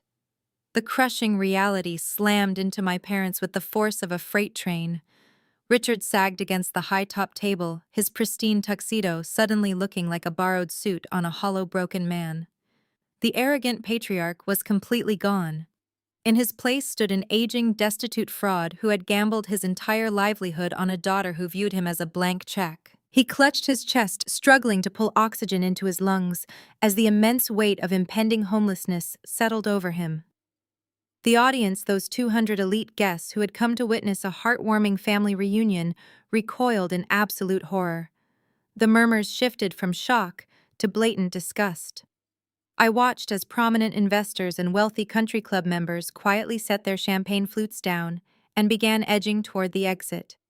They were witnessing a catastrophic social and financial suicide, and none of them wanted the stench of federal wire fraud to rub off on their own reputations. The mass exodus was silent but swift. Within moments, the grand ballroom emptied, leaving my family isolated in their ruined fake empire. Vanessa remained on the floor. Her meticulously pinned-up hair was unraveling strands clinging to her sweat-slicked face. The heavy makeup she applied to project superiority was completely ruined. Thick black streaks of mascara ran down her cheeks, dripping onto the bodice of her outrageously expensive designer gown. She looked completely unhinged. The sheer panic of federal prison and absolute poverty stripped away the remaining layers of her arrogance. She let out a pathetic sob and dragged herself across the polished hardwood floor. She moved on her hands and knees, the beads of her gown scraping loudly against the wood until she reached my feet. "Natalie, please," she wailed, her voice cracking as she grabbed the hem of my emerald dress. Her fingers dug into the silk with frantic energy. "I am so sorry. I am so incredibly sorry for everything I said to you. I was just jealous. I was drowning and took it out on you. You have to help me. I cannot go to a federal prison. I will not survive in there. You have to give me a job at your company. I do not need an executive role anymore. I do not need the massive salary. I will do anything you want. I will be a receptionist. I will answer phones. I will clean the floors in your lobby. I just need a legitimate pay stub to show the judge. I need to prove to federal agents that I have real income so they do not take me away today. Please, Natalie, I am begging you." I stared down at the woman who had tormented me for my entire existence. This was the same sister who mocked my teenage struggles, called my ambitions pathetic, and stood in this room half an hour ago, threatening to destroy my investors if I did not sign away my life. Now she was sobbing at my feet, offering to scrub the floors of the building she tried to steal. I felt absolutely nothing. There was no pity. There was no lingering spark of sisterly affection. There was only a freezing clinical detachment. Before I could even respond to her pathetic display, my mother threw herself onto the floor beside Vanessa. Diane ignored the fact that her silk dress was absorbing the spilled champagne and ruined ashes from the bucket above us. She wrapped her arm around Vanessa and looked up at me with red, swollen eyes. Her face was contorted into the ultimate victim mask, displaying a desperate plea for undeserved mercy. "How can you just stand there and look at us like that?" Diane sobbed loudly, her voice echoing in the rapidly emptying ballroom. "We are your family, Natalie. We are your blood. I carried you in my womb. I gave birth to you. You cannot turn your back on your own flesh and blood. Yes, we made mistakes. Yes, we spoiled your sister and we neglected you. We were wrong. We admit it. But we are losing our home. We are losing everything we worked for our entire lives. You have millions. You have an entire technology empire. You have more money than you could ever spend. You can save us with a simple signature. Where is your humanity? How can a daughter be so incredibly cold and unforgiving to the people who brought her into this world?" She was still attempting to use guilt as a weapon. Even while kneeling in the wreckage of her own catastrophic failures, Diane was trying to manipulate my sense of morality. She was trying to make me the villain for refusing to act as a human shield against the consequences of their financial crimes. She wanted me to apologize for protecting myself. I looked down at the two women sobbing on the floor. I let the silence stretch, forcing them to sit in the absolute humiliation of their own making. I slowly pulled my dress away from Vanessa's desperate grip, smoothing the emerald silk with deliberate care. My humanity was reserved for people who did not view me as a disposable asset. I stated, my voice ringing out with crystal-clear precision across the quiet room. You did not want a daughter, Diane. You wanted an audience for your favorite child, and when that failed, you wanted an automated teller machine to bail her out. You chose to mortgage your entire future on a toxic, fraudulent lie. I chose to build my future on reality, stepping back, putting physical distance between my success and their total ruin. I looked directly into Vanessa's terrified, mascara-stained eyes. I remembered the exact words she had loudly proclaimed at the anniversary dinner, the words that had set this entire demolition into motion. "I am a nobody." Remember, I delivered the final lethal line without a single ounce of empathy. And nobodies do not pay off federal crimes. I turned my back on them without a single ounce of hesitation.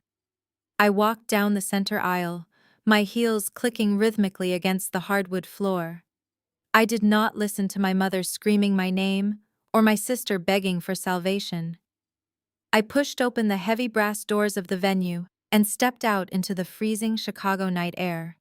As I stood under the hotel awning, a piercing wail echoed down the city block.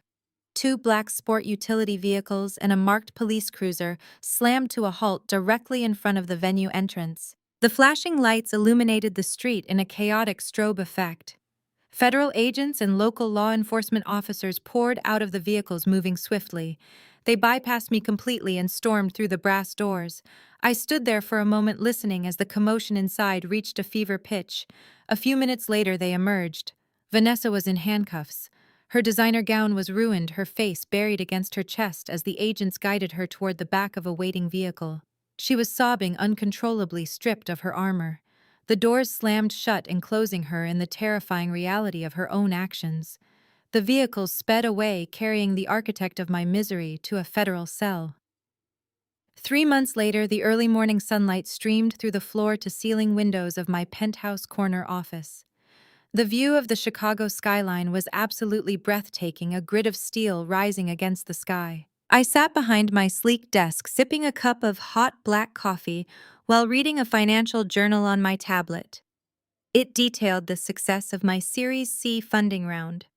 Harrison Blake had verified my flawless algorithms and recognized that I had neutralized any external liabilities. He signed the $30 million check without hesitation. The article highlighted our subsequent expansion, praising my leadership and officially declaring my technology firm a dominant force in the Midwestern logistics market.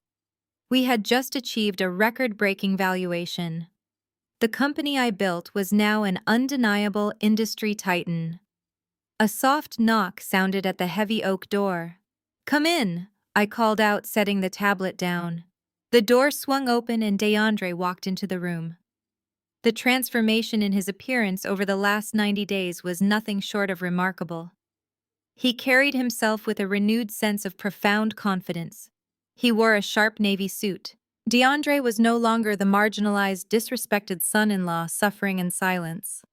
He was now the brilliant, highly compensated chief financial officer of my company. When I restructured my executive board following the funding round offering him the position, was the easiest decision I ever made. We had forged a phenomenal alliance in the trenches of familial warfare. Our partnership was built on genuine respect, professional competence, and shared survival. "Good morning," Natalie DeAndre said, offering a warm, genuine smile as he took a seat in the leather chair across from my desk. "I just reviewed the final quarterly projections. The integration of the new predictive routing software is operating at peak efficiency. We are currently tracking 14% ahead of our most optimistic revenue targets. The board is going to be absolutely thrilled at the briefing this afternoon." "Excellent work, DeAndre," I replied, matching his enthusiastic tone. "Your financial restructuring strategies over the last month have saved us millions in operational overhead. How are the kids doing?" "They are doing wonderfully," he answered, a look of profound peace settling over his features. "The final custody ruling came through last week. I retain full sole physical and legal custody. Without the constant shouting, the financial anxiety, and the daily manipulation, the house is finally quiet. The kids are thriving in a stable, predictable environment. They are happy, and so am I." "I am incredibly glad to hear that," I said. I paused for a moment, shifting my focus slightly. "Have there been any updates on the sentencing?" DeAndre nodded, his expression turning entirely clinical. "The federal judge handed down the final ruling 2 days ago. Vanessa officially pled guilty to felony wire fraud and aggravated identity theft to avoid a lengthy public trial. She is currently serving a mandatory 2-year sentence in a minimum security federal prison facility downstate. She is required to pay full restitution upon her release, assuming she can ever find gainful employment with a federal felony on her permanent record. Her fake socialite empire is officially dust." "And Richard and Diane?" I asked, feeling no emotional attachment to the names. "The cross default triggered exactly as the bank promised," DeAndre explained, opening his financial portfolio. "The bank formally foreclosed on their luxury estate last month. Their entire retirement fund was legally seized to satisfy the outstanding balances on the loans they co-signed for Vanessa. They lost absolutely everything. They are currently renting a tiny, dilapidated one-bedroom apartment on the extreme industrial outskirts of the city. With zero savings, they were forced to re-enter the workforce. Richard is currently working as a front-door greeter at a massive retail hardware store. Diane took a job operating a cash register at a local discount pharmacy. They are both working exhausting minimum wage shifts in their late 60s just to keep the lights on and buy groceries. The country club revoked their membership, and their wealthy friends abandoned them the second the fraud scandal broke. I absorbed the information quietly. There was no joy or triumphant gloating in my heart. There was only a cold, steadfast acceptance of cause and effect. They had demanded I act as a sacrificial lamb to save them from their own catastrophic mistakes. I refused, and gravity simply took its natural course. I stood up, walked to the windows, and looked out over the Chicago skyline. I took a deep breath, letting the quiet morning air fill my lungs. The city below was mine. I was fiercely independent, untethered, and finally free. The profound lesson embedded within Natalie's extraordinary journey is that biological ties do not automatically guarantee loyalty, respect, or protection. Society often conditions us to believe that we must unconditionally endure abuse, manipulation, and disrespect simply because it comes from our family members. However, Natalie's story completely shatters this toxic misconception. She demonstrates that establishing rigid boundaries is not an act of cruelty, but a necessary measure for absolute self-preservation. Her parents and her sister weaponized guilt and familial obligation, viewing her hard-earned success merely as a financial resource to constantly exploit. By refusing to sign the predatory contract, Natalie bravely chose her own mental and financial well-being over maintaining a fraudulent family image. We learn that true family is not defined by shared genetics, but by mutual respect, professional competence, and genuine daily care, much like the unbreakable alliance she formed with DeAndre. Furthermore, the narrative illustrates that the best response to chronic mistreatment is not screaming or seeking petty revenge. The most devastating response is achieving undeniable self-made success and allowing the toxic individuals to face the absolute consequences of their own actions. Narcissistic people eventually orchestrate their own devastating downfall when you firmly and consistently refuse to absorb the impact of their terrible choices. We must evaluate the people in our lives based on their actions, not their familial titles. If a relationship consistently drains your mental energy, diminishes your hard-earned accomplishments, and demands sacrifice without offering support, you have every right to walk away and build an empire of your own. Protect your peace, trust your instincts, and never let anyone truly diminish your worth. Share your thoughts in the comments below, and please subscribe to the channel for more empowering stories about overcoming toxic environments and claiming your ultimate freedom.